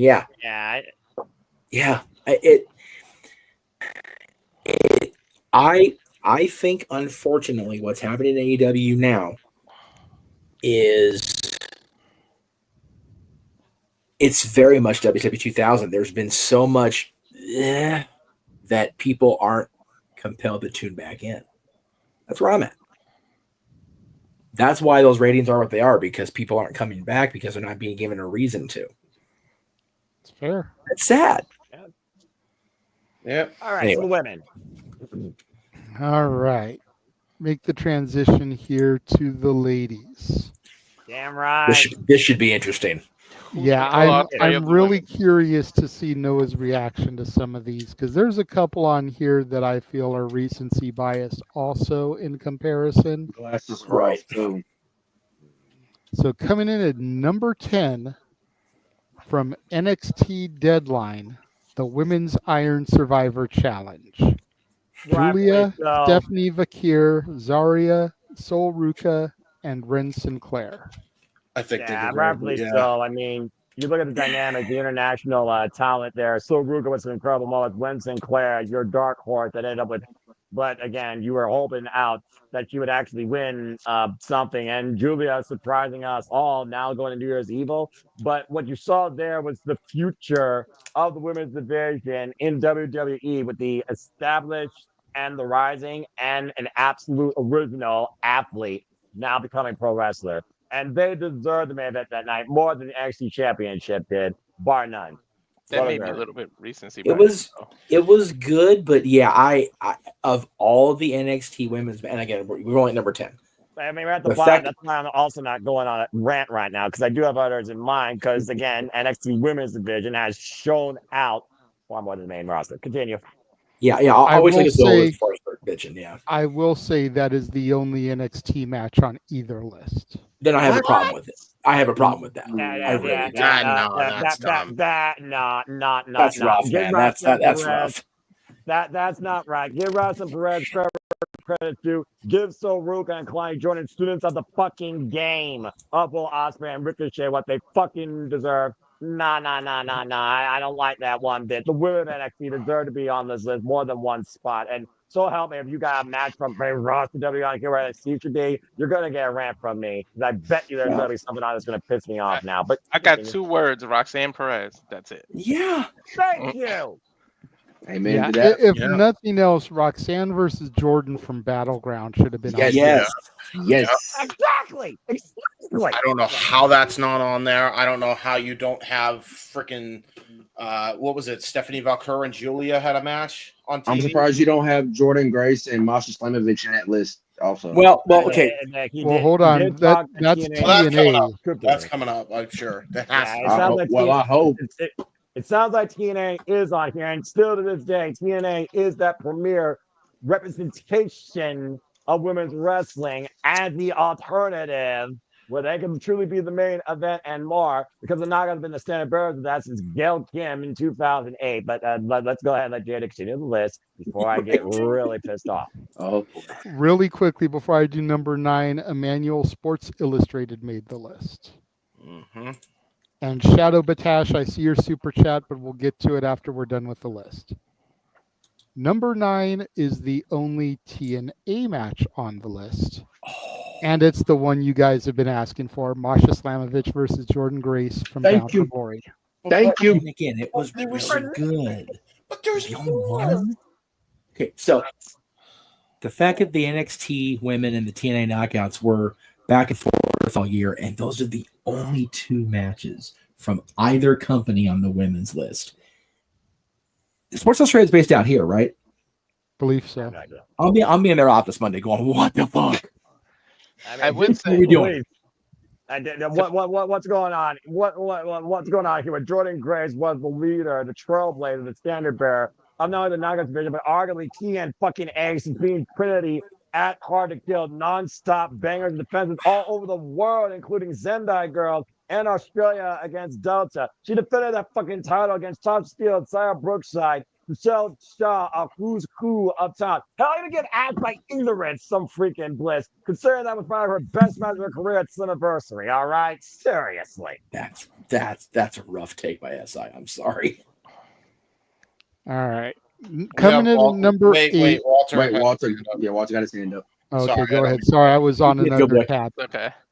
Yeah, I just want to say, to be fair and to play a little bit of devil advocate, the fact that a lot of those matches are going to be omitted just shows how deep the women's division in every company has been going. So you have to try to look at it as a positive too. Like, I understand we're going to be all pissed off and our blood pressures are going to rise. That just means that that's how women have stepped up their game in this year. Oh, and again, we need to hear the rest of the list, but the fact that JJ has stated that both companies only have 1 match represented and we're only at number 9 is a blanket statement of bullshit. Yeah, that's worrying. Sorry. Yeah. But go ahead, Jay. Scared. Let's see. Coming in at number 8, and I pray to God that I don't botch this name. From Marigold Summer Destiny, Io Sky versus Utami Hayashishida.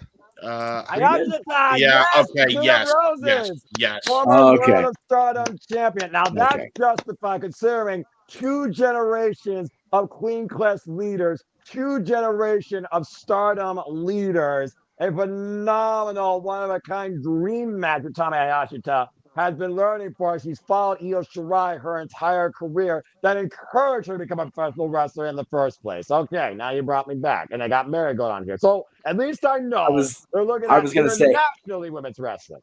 I think our problem was up until next week, we've not covered a whole lot of Marigold, Joshi, and the Japanese women. So that's why our brains are going, what the fuck, when it comes to lack of NXT and TNA.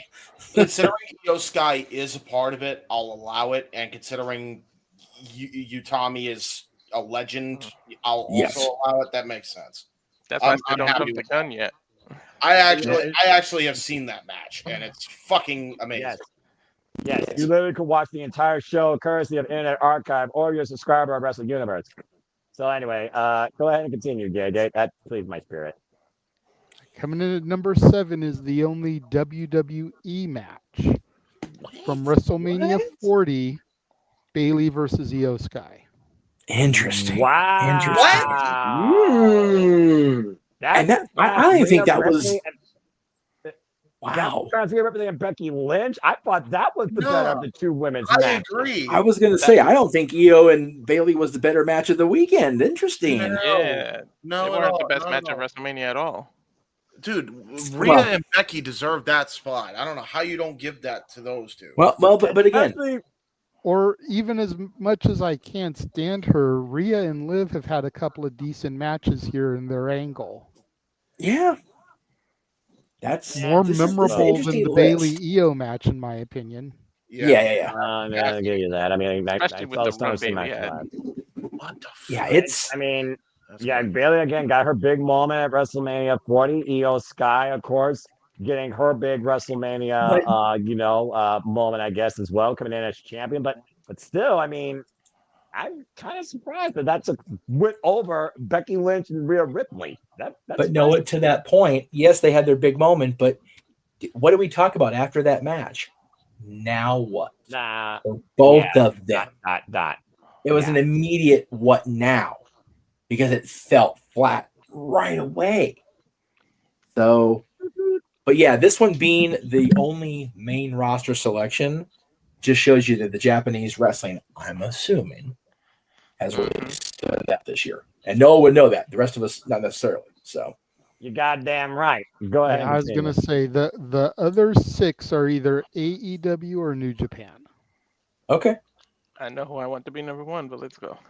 Yeah, let's freaking go. I got an idea too, Walter. Let's see what this goes. I like this. Coming in at number 6, making her first of 3 appearances from AEW Full Gear, Mercedes Moné versus Chris Statlander. Oh no! Wow. Oh no! I mean, again, we justified what that match was. So I mean, I'm just gonna leave it at that. I'll keep my mouth shut on that one. It was good. It was good. I'll admit that it was good. It more recency bias, but it was good nonetheless. Considering how much we've shat on Mercedes, it over delivered for me personally when I saw it back. It's probably actually I'll keep my mouth shut because I bet you that. I bet you Oh that boy. There. Tom, This match does not need James. He's learning. The good James. Let's move on before my blood boils over. Hold on. I got to switch people here real quick. Hold on. Kilo. Good James. Good James. Good That's a good James. Good James. Good James. I am not a Kilo. I am a human being. You treat me Get as him behind the ear. Get him behind the ear. All right. Not no good boy. I will bite you. Coming in at number 5, and if I'm being 100% honest, this is my biggest issue as far as placement goes. Uh-oh.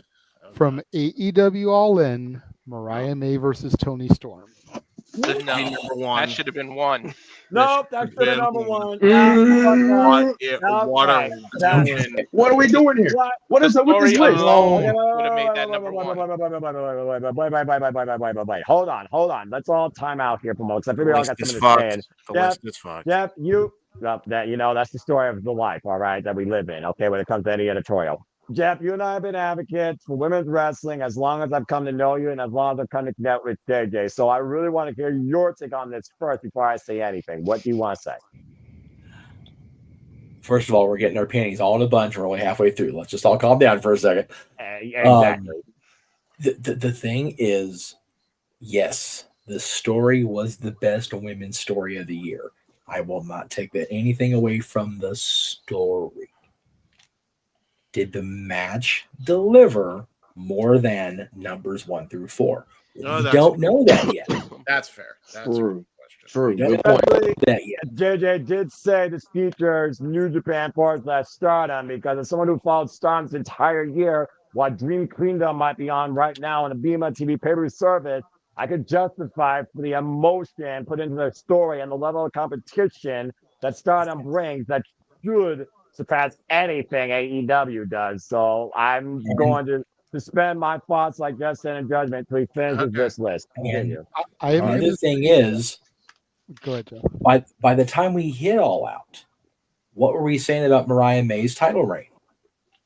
She was better chasing than she is holding. But I love the fact that she is holding. I've been liking her reign, not gonna lie. So anyway. It's one of those things that, yes, the story more than delivered and was compelling television, but their story being over is a big reason why I'm not inclined to tune in on Wednesday nights on TBS and Saturdays on TNT anymore. Good point. Yeah. So the match may have been good. It probably is worthy of a placement on this list. It was the match combined with the story better than 1 through 4. Mr. Williams. I will say this. Out of the next 4, I have seen 3 of them. Okay. And I would say that with the exception of one of them, it was as good as, if not better than. Okay. So for me, Mariah Toni would at least be number 2. Okay. Instead of number 5. That's personal opinion, and I have a different standard for what I look for in women's wrestling. Okay. That's also very fair too. And I'm willing to throw that out there. Okay. Yes, Walter, I see your hand, and then we'll go to what number 4 is. I just want to respond to Jeff. To be fair, you can say that about Roman and Cody. Was the match as good as the story? So, like, you threw that out there Well, about Tony. yeah, You could say exactly. the They same put thing that about in Roman there. Reigns and Cody. Yes, but it's also two completely different lists, number one. And the fact that that was the only one of only 2 main roster WWE matches on an entire list throughout the entire business in 2024. Mariah and Tony was arguably the best story in women's wrestling, period, in 2024. All right. According to JJ, and we'll find out when we hear the rest of the list, the match and the story measured up to being placed higher. In my personal opinion. In your personal we'll just opinion. go ahead and right now. So, do you feel Mariah Tony from All In is better than our number 4 match from AEW Double or Nothing, Mercedes versus Willow? Fuck no. Yes. Wait, is Oh, Tony yeah, and Mariah yes. better? Yes. Yes, you're right. Good, James. Good, James.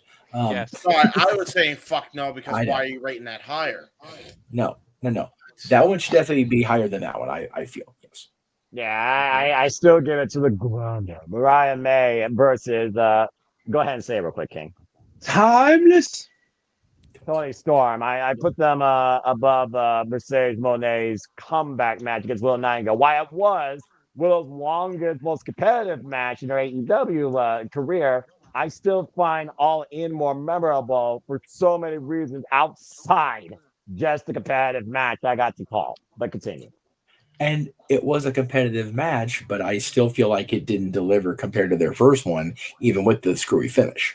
Yep. Yes. So is Mercedes pretty much the Osprey of this match? She's So- going to have a bunch of them on here? Yes, she has 3 on this list, which is why she was on the graphic for tonight as well.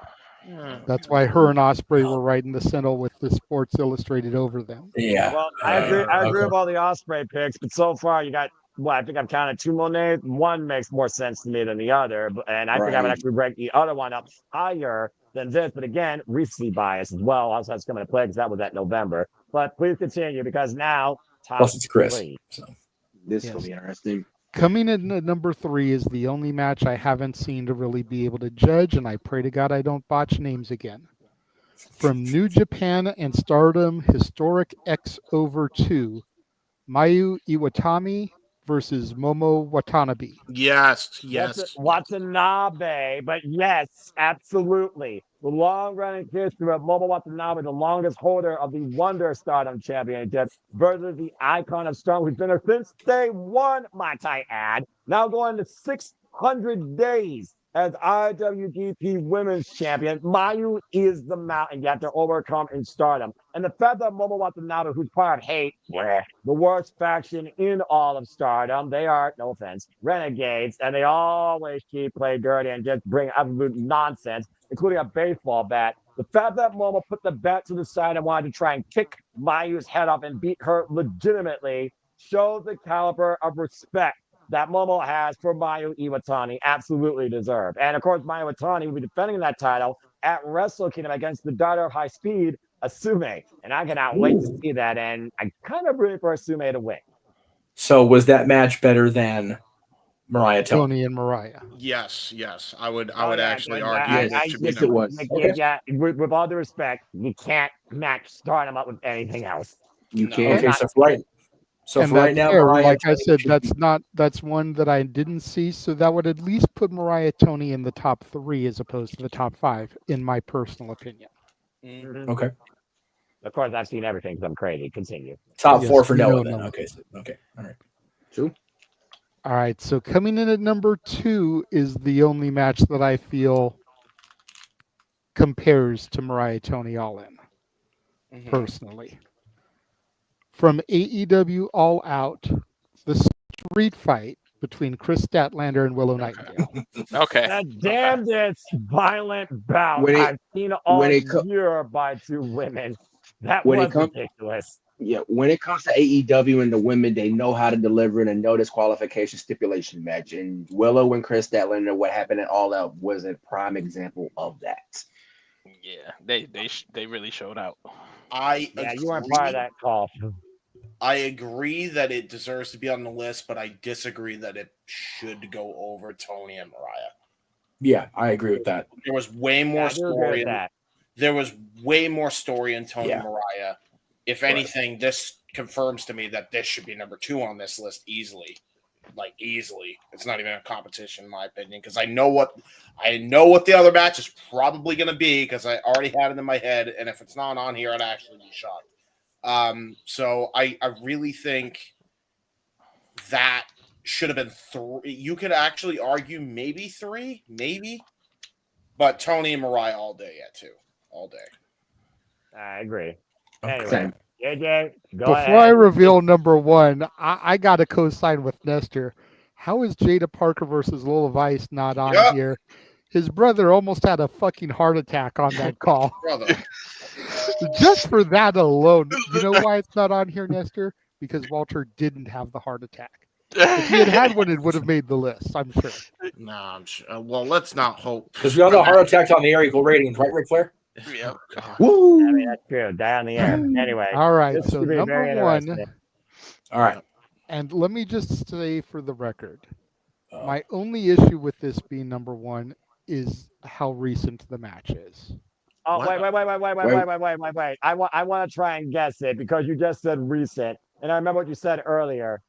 Okay. I think I know what number 1 is. And Walter, I think you and I just literally recently called it.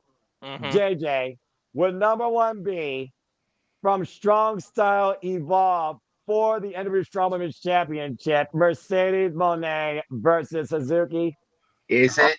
Survey says Ding. number 1 answer. I knew it. There Knew is. it. I knew it. No, okay. No. I mean, Now, it was come good. on. As big of a hater as I am for Mercedes, the match was a solid match. But It was. the fact that that match happened 13 days ago Yeah. is my issue.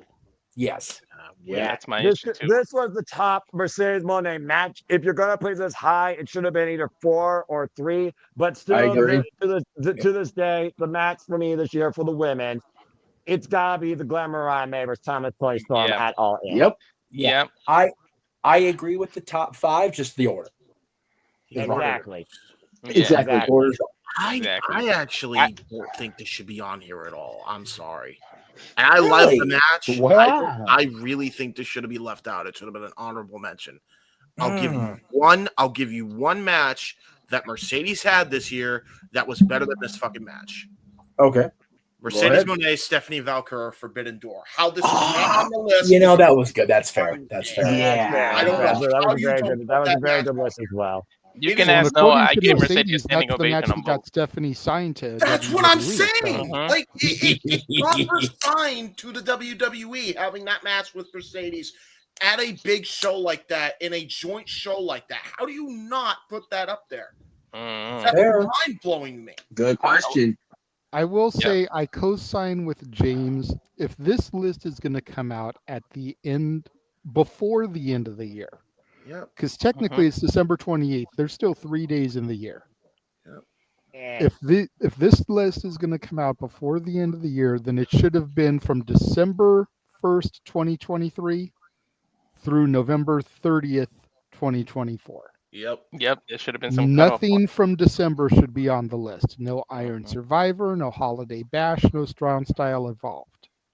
Yeah, it's one of those things where I do think when you make lists or ranks, you need to leave out the last month as part of your current survey and put it as the starting point of your next survey, in my opinion, because I always think December is a point where either companies slow down or try to set a pace for the new year.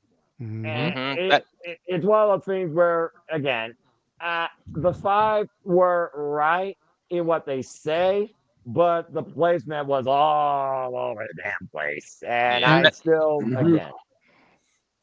And to Nestor's point, how is Jada versus Lola for NXT at the 2300 not on here? I don't understand that at all. That was arguably one of NXT's best women's matches of the whole year. Right up there with Willow and Statlander. And the underground match they had at Deadline took it to the next level. Yep. If you're gonna go recent, why didn't you include that? But yeah, there's definitely needs to be a cutoff point. Yeah. Yes, Jeff, I see your hand.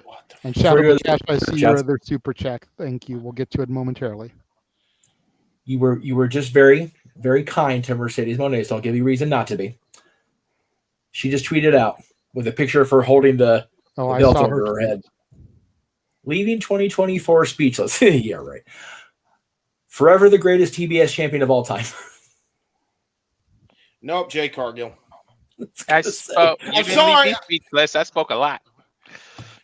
Dude, I probably stole JJ's thunder there, but it's Jade Cargill. It's easily Jay Cargill. That's why I said you go back to hating your guts again for that tweet alone. Athena's ROH title reign is way better than Mercedes TBS. Yep. Accurate. Holy Accurate. fuck! I'm There's not surprised- one I'm Athena surprised, match. I just thought of that too. No Athena and Billy Stark. Oh my god. Nope, not Athena or Billy Starks, not Athena versus Will Nightingale, not Athena versus Carl Kita, nada. Yeah. There's nothing from CMLL either. Nope. I am dead ass looking forward to seeing what happens now with Athena and Billy, because after that segment on Ring of Honor Thursday, it's like, what are we fucking doing? Some writer just watched those matches and it's just recently in their head, and that's why they put them on these lists. And that's fine, but you can't. Okay, you shouldn't. I guess you can't because they're Sports Illustrated, so fuck me. You shouldn't have recency bias, and if you're gonna do a ranking, go back and watch this shit back again. All of it. No, I could make a better list than this, and I watch everything. I would have just picked at least one or three. The jab. Don't you get ideas for 2025? Don't you make me try and track all this wrestling? Don't you get idea? I mean, no bias, no hate or anything, but I easily, just because I didn't see them, I easily would have taken out the New Japan Stardom match and the Marigold match and thrown in, any of the ones we've already mentioned, or Izzy Moreno versus Tiffany Nieves. Yeah, it's a fun moment. Or, Natalia Markova versus Kenzie Page. Yep. Like, there have been some great women's matches on the NWA program this year. There have been, Ladies Night Out had a bunch of matches that should qualify for this list. Yes. Even as recent as they are. Right. But again, recently biased. But that was that was in November, so I would still count it.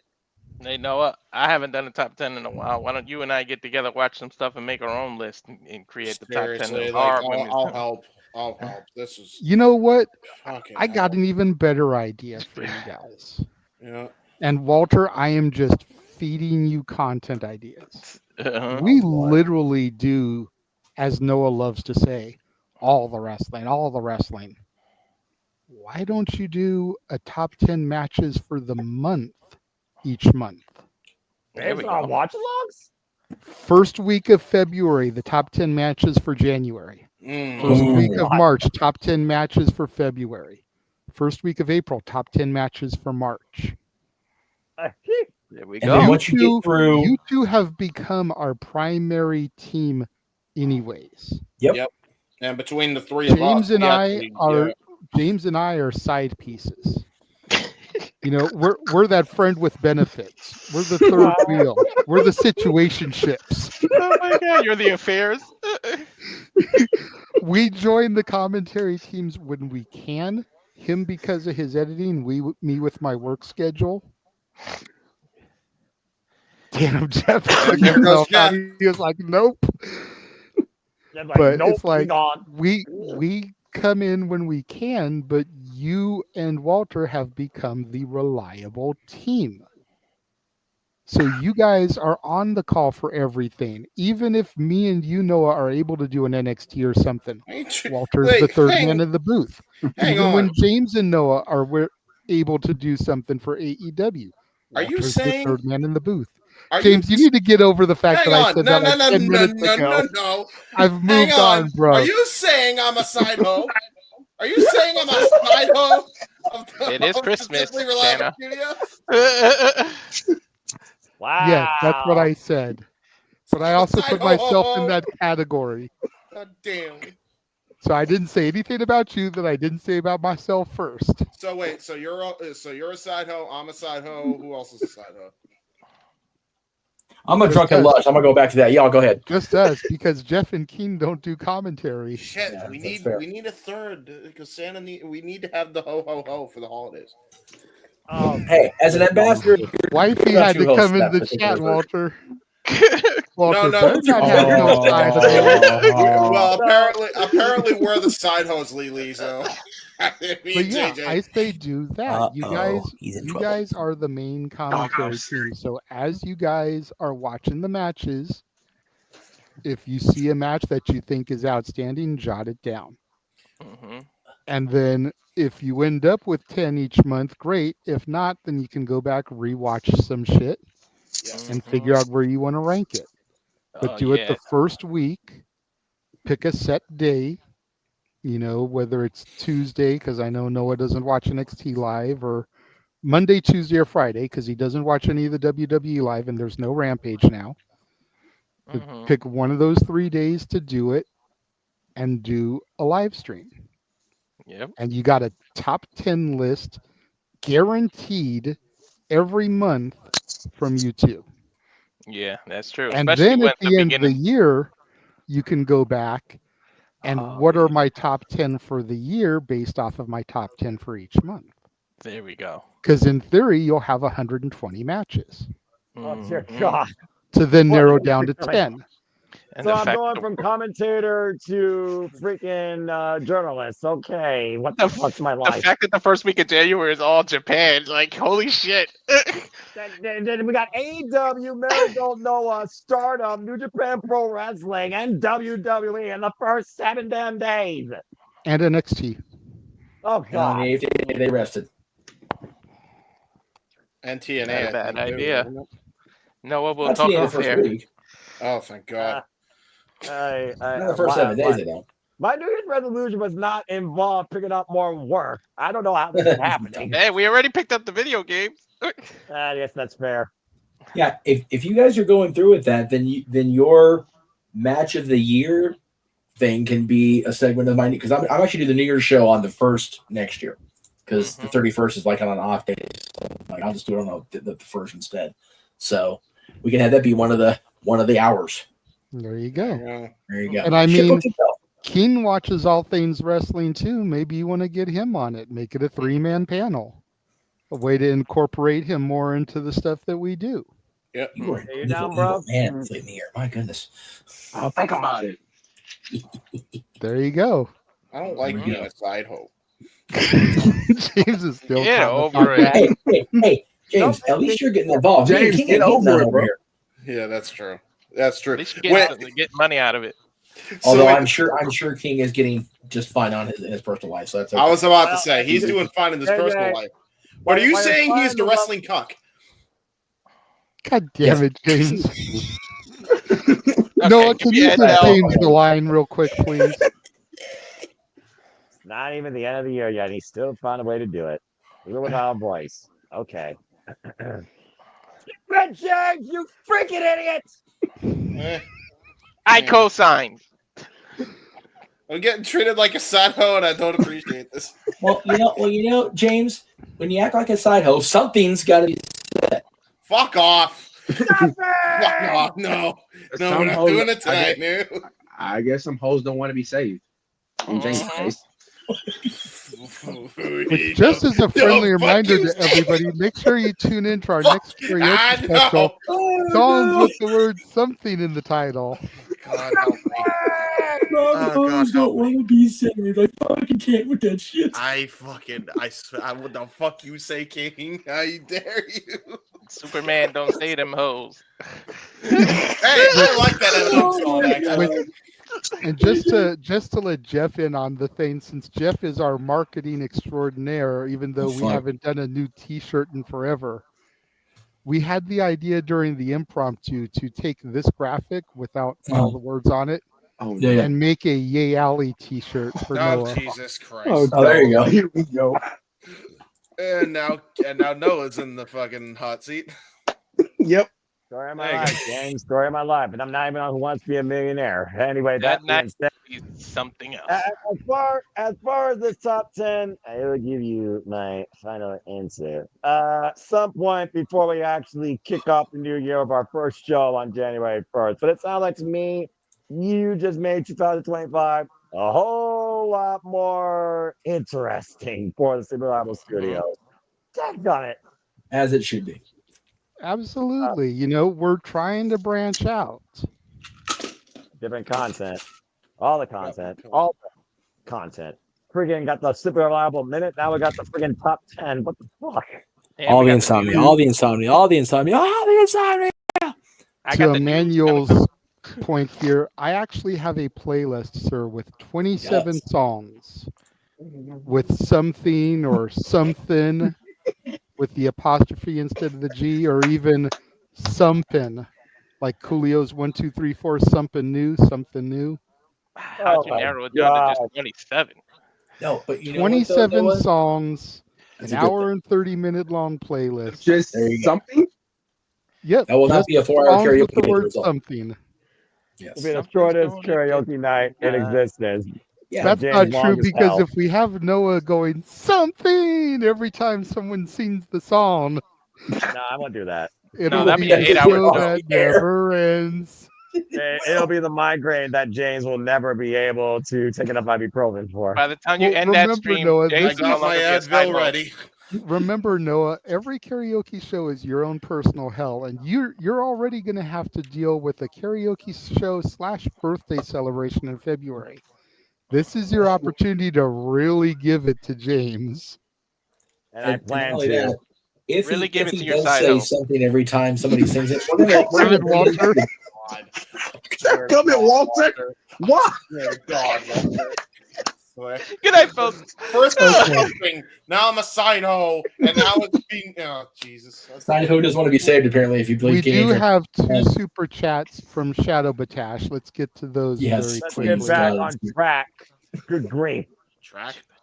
First, we're going to do the most recent one first, because we did just come off of discussing the women's matches. He sent in $5 Canadian. Thank you very much. Canadian. Says Statlander and Willow were both outstanding this year. I'd love for both of them to hold an AEW women's title sometime in 2025. Agreed. Sabotage gets where stats at, and Willow Nightingale again has had so many incredible moments. Of course, Willow Nightingale will get her first chance to maybe get a future championship opportunity at Wrestle Dynasty January 5th, and she's part of the International Women's Cup representing AEW after being Jamie Hayter. And I think Statlander is definitely due for her chance at, hey, if she can be TBS champion, maybe it's time that Stat goes after the grander prize. Why the hell not? I think 2025 is going to be big for both those women, though, for sure.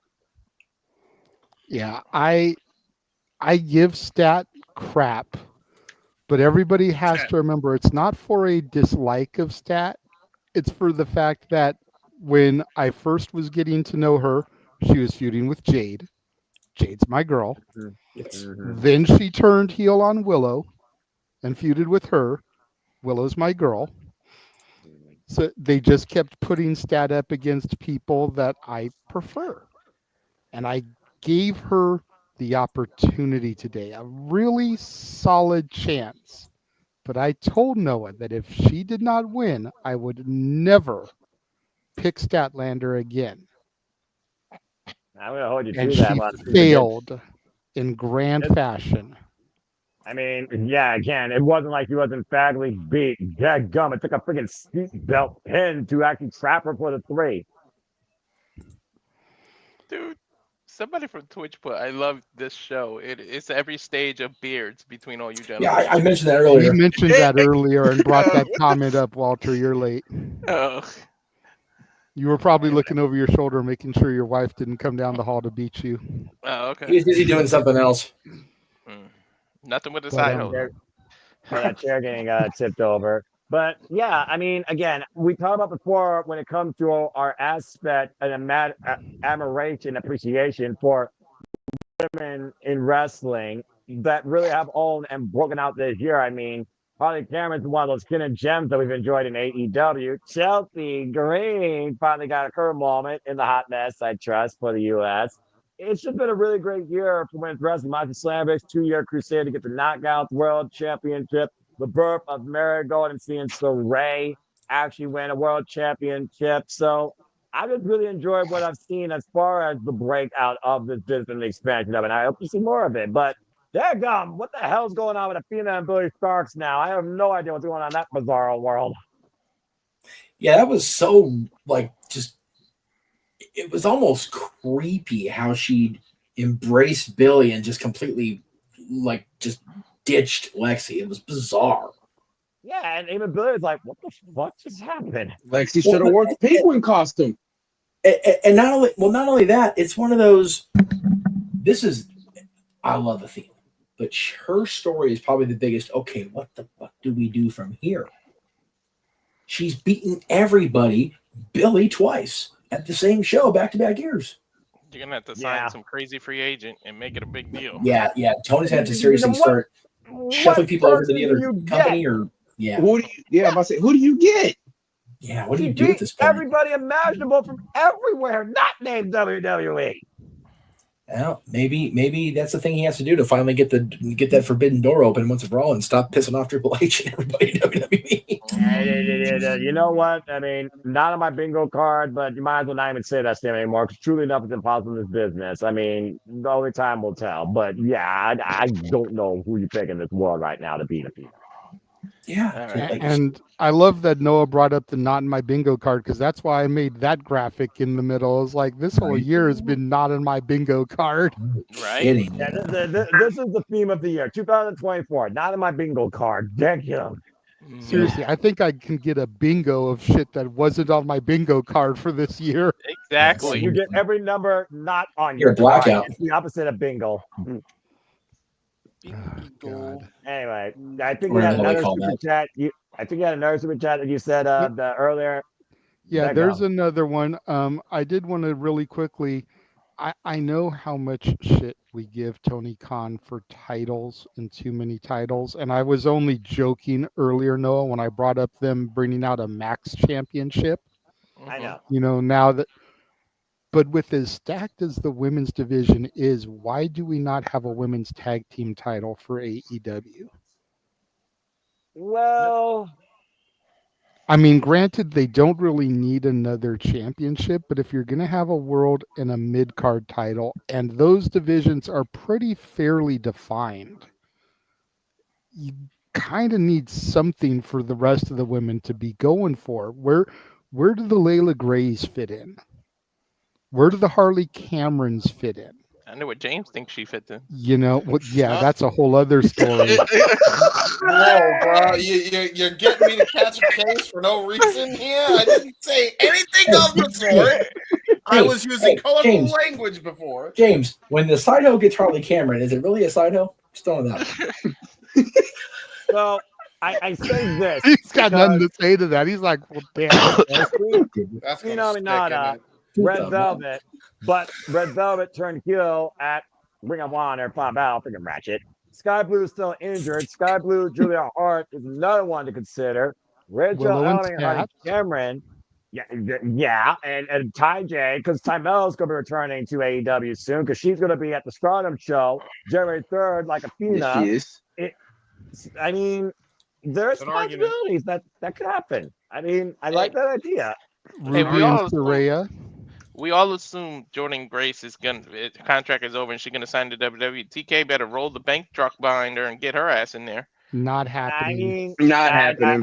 I don't think so, bro. I don't think so at this point. Because we haven't seen no signs of the juggernaut heading into AEW. Forget about all of the crossover that she's already done testing the waters in WWE.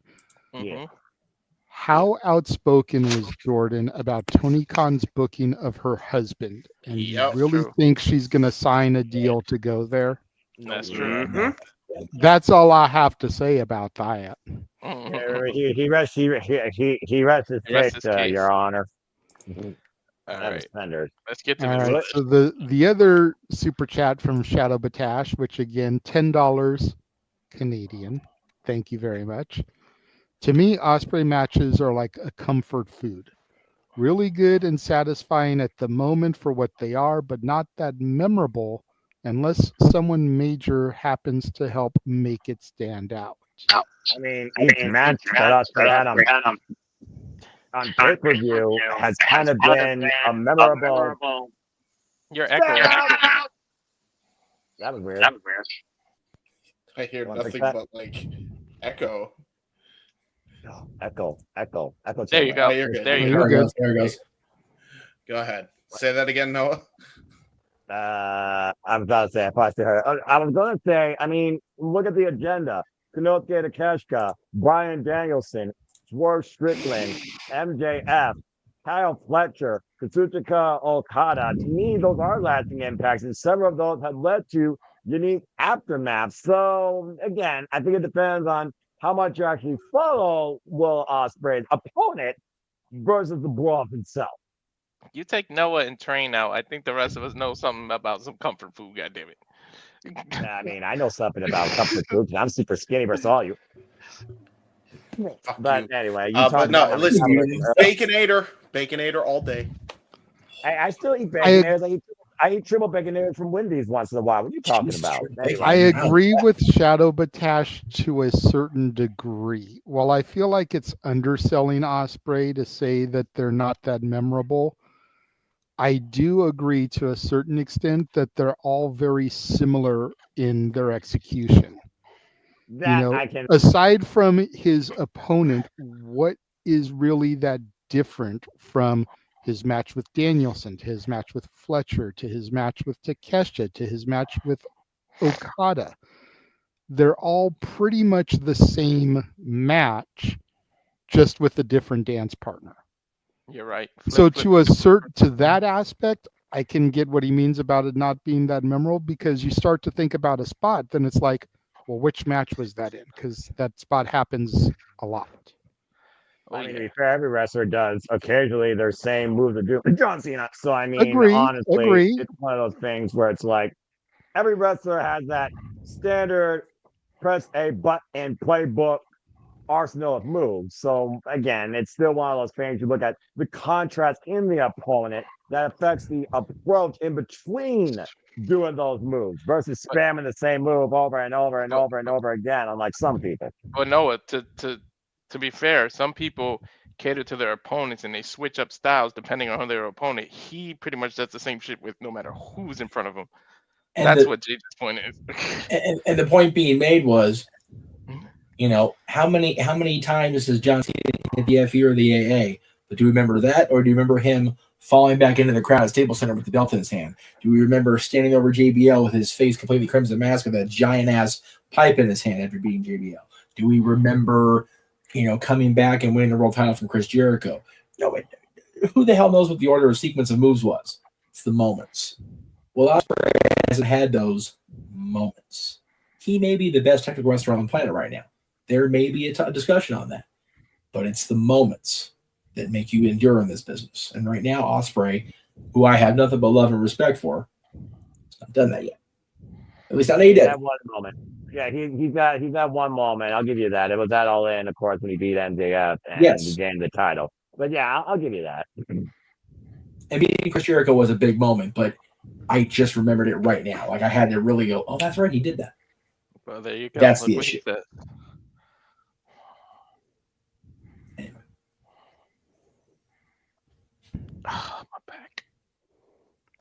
All right. Well, that pretty much wraps things up then, unless we get any more super chats or comments or anything. And, you know, Safet went ahead and pointed out the fact that Jordan Grace did close down her OnlyFans already. You know, basically what I've read is that Genesis weekend is her final appearances for TNA. Which that'll have her free and clear for February 1st in Indianapolis. So Stay tuned. So I gotta say about all that. Just stay tuned. all right. Well, do we want to do a commercial or do we want to just go into the shells? I'll let you guys decide. I've been up since 8 a.m. I'm ready to go to bed. Let's bid the year of fine Edu. Chills. So, James. You can find me on the YouTube, Instagram, and X at JReside95. Apparently, I'm the side hoe of YouTube. I know that's gonna be sticking at this point. So there you go. Hey James, put on your graphic. New tagline for you. No. That's the worst on a sticky side hoe. Walter, make it official. Come on. You're making You it want to worse. be saved. Well, you can tell by the way he acts that he's just a side hoe. Walter, you're not helping the situation. The shills are not going to get I love us you, off bro. You're the man. I love it.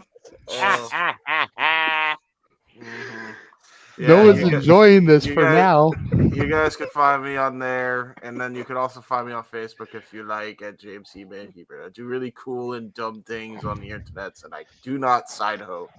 1 in a Million the documentary. Run that up to 2K, and the part 2 is in the production. Hopefully by after the new year, it will be fun. Be on the lookout. Keep running that up though. Thank you. Check out my yeah. Hey, listen, Layla Gray is different. Okay. Yeah, Twitter war killing AEW. I did part 1 and part 2. Part 3 will happen soon. I just haven't gotten around to it yet because life has been wicked busy. So wicked busy. Wicked busy. Very wicked busy. He is from Boston. It's wicked. Walter. Now that's a side chick. But anyway. That's a main dish. Fuck this. That's a main dish, yeah. Right? That's cake. That's the vegetables and the dessert. But What'd you say, Noah? We got again, Miss Groups. Oh, you snitch. We have side hoes and snitches on this grunt network. But anyway, what a you can catch me on Twitch at SRS1983, Blue Sky, and Twitter at Walter Alex Cruz. The Instagram at walter.cruz.940, and of course the Rage of Wrestling YouTube channel. And thanks for everyone who's been around this entire year. We went through a lot to change, and we want to thank you because this is the last Saturday Night Shenanigans for the year, and we've had fun for the entire year. Yes, make sure you get out there and you guys subscribe to Walter's channel. If you haven't already, he needs 23 subscribers to get to 100. Do it. Next 3 days. If he gets to 100 before the end of the year, we get to embarrass him on the show. I already kind of know what I want him to do, but we need to get the subscribers to get him there. So make fake accounts. Subscribe to the Rage of Wrestling. Noah. I'm barely on social media, but I guess it's still a thing. If people are still engaged and choose to follow me, you can find me primarily.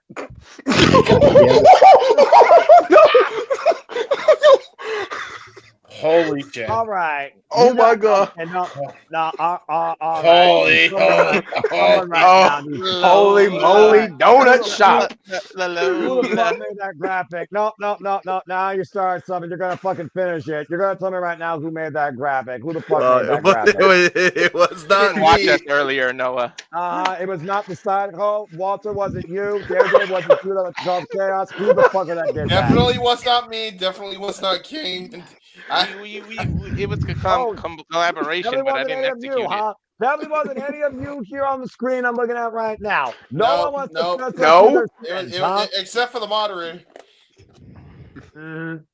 No, that's me. Idea that came You to made writing. it because I had no fucking part of that, brother.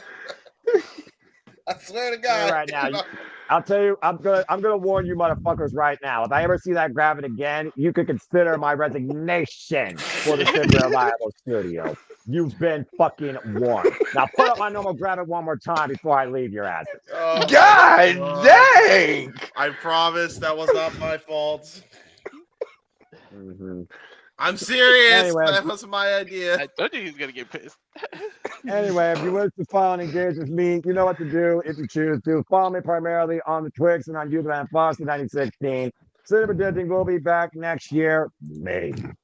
And also, again, we'll be back here with continued coverage and content here at the Simply Reliable Studios and so much more. As I continue to try and engage and encourage all you to take my time and just your life and enjoy wrestling. It's as simple as that. Been a hell of a 2024, but you all are on definitely some fucking black sheep thin ice shit after that. Try me again. I swear to you. It wasn't my idea. Wasn't my idea. Oh God! Don't include me in this one this time, but I have I will cop to the physical execution, but not to the idea. I have evidence. I was part of the idea. Okay, so it was Walter and JJ. Top row guilty. Anyway, there we go. Go. I can't stop laughing. My cheeks hurt so much. I put together the two of them on the Flames. Jeff added these social medias per my request. Top row. We thought it would be a great ha-ha for you, Noah, just to kind of ride what Walter did with Lola. I promise you that'll be the last time you see it, unless James puts it in the highlight reel. But other than that possibility, that'll be the last time you see it. It was just done for a ha-ha, bro. See, I told you I had nothing to do with it. Oh God, we love you though, bro. I love everybody in here. I'm just scared for my life and Noah's involvement in it now. Thank God I'm over 200 miles away from Ohio. Ocean's that way. I'm gonna run. Okay, we promise it will happen again. Okay. So you all can find me on the socials, as you know. _ Jeff Meacham on Blue Sky, on Instagram and Twix, and at Jeff Meacham here on the YouTube and of course on Facebook. And as I have stated, there will be an announcement regarding the future of my channel coming up on New Year's Eve and a full relaunch on Monday, January 6th. And you can tune in to the New Year's Eve celebration / the celebration of my 5th anniversary of doing the Jeff Meacham Network, Tuesday night, December 31st, beginning at 8 p.m. Pacific. And yes, I am aware that is as the Noah New Year 2025 watch along is already progressing. So there will be people filtering in and out of that stream all 4 hours. Including everybody in this room is invited. Everybody at the WQ Galaxy is invited. I'm bringing people you would never expect to see on any of a Jeff Meacham stream. So it's going to be interesting 4 hours. One thing I can guarantee you will never see is that graphic. Jeff is in the studio as producer, so he can attest to this. Jeff, scroll up. I have deleted the image from the overlays. To be fair, I tried to load my images into here, which is why I sent them to you, because I can't load anything in here because I'm so logged out of freaking. Oh wait, it's in a new room now. God, they changed the shit up again. Okay, sorry, I didn't realize they did that. Me and JJ separate rooms, so okay, yeah, it's not here. Lola is though. My goodness. Anyway. Yes. Also, since I'm in here, I'll go ahead and plug this because these got a major pop at Christmas. Parkgears.com. The hat in the upper part of the image is actually my Skelly cap with my Mickey ears on it. But man, these things work, and they passed a Santa Clarita-based train station wind test on Thanksgiving week. So these fuckers work. So parkgears.com for all your unlicensed Disney Elsier needs. Keep your ears warm. Yes. Before I go and do my shills, we did get another super chat from Shadow Batash, $5 Canadian. Thank you.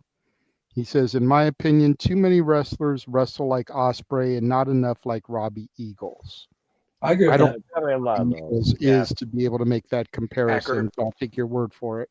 It is accurate, 100%. All right. As far as I go, you can find me on the socials. Instagram, The Renegade JJ Williams. Twitter and Blue Sky, ROWJJ Williams. Casa D18 Studios for the YouTube. Make sure you guys go and follow everybody affiliated with the Simply Reliable Studios. The only reliable SRS in professional wrestling, damn it.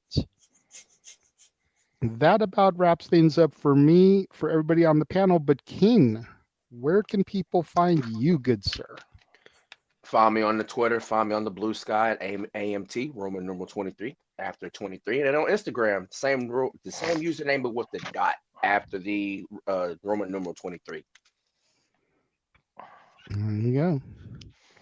So that is going to wrap things up for us here on the final Saturday Shenanigans for 2024. It has been a hell of a year, gentlemen. I mean, you think about it. Number one, 2024 doesn't seem like it began all that long ago.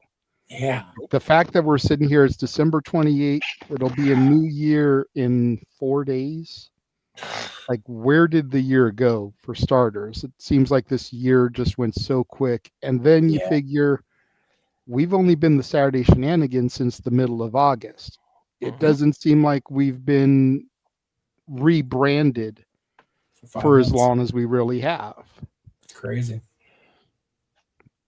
You know, Absolutely it crazy. seems like it was just a couple of weeks ago that Jeff got his slap on the wrist and we had to improvise things. We definitely pivoted. Time flies when you're having fun, man. So I will save any other kind of discussions for when we reconvene for Jeff's New Year's celebration, as we will all be there for the final hour, I am sure. That was my plan. Which is why it didn't really matter that he's going to be countering the Noah thing for the first part, because he's going to have rotating panels and everything. So we'll be available. Have a little something for everyone. So there you go. Something. No. Damn. Noah's not even selling. He's no selling. Right. He's not. He's thinking that graphic was something. Yeah, he's still kind of is. peeved about that. So we're going to go ahead and sign off for the last time for the Saturday Shenanigans for 2024. For the Simple Man, Noah Foster, for the He Man, James Hebert, for Mr. Reliable, Walter Cruz, for Jeff motherfucking Meacham, for our very special guest, Keen A-Train. I am the Renegade of Wrestling, JJ Williams, saying thank you all for joining us and tuning in tonight. And we will see you guys on Tuesday night as we ring in the new year. Have a good night, everyone. Adios, sayonara, arrivederci.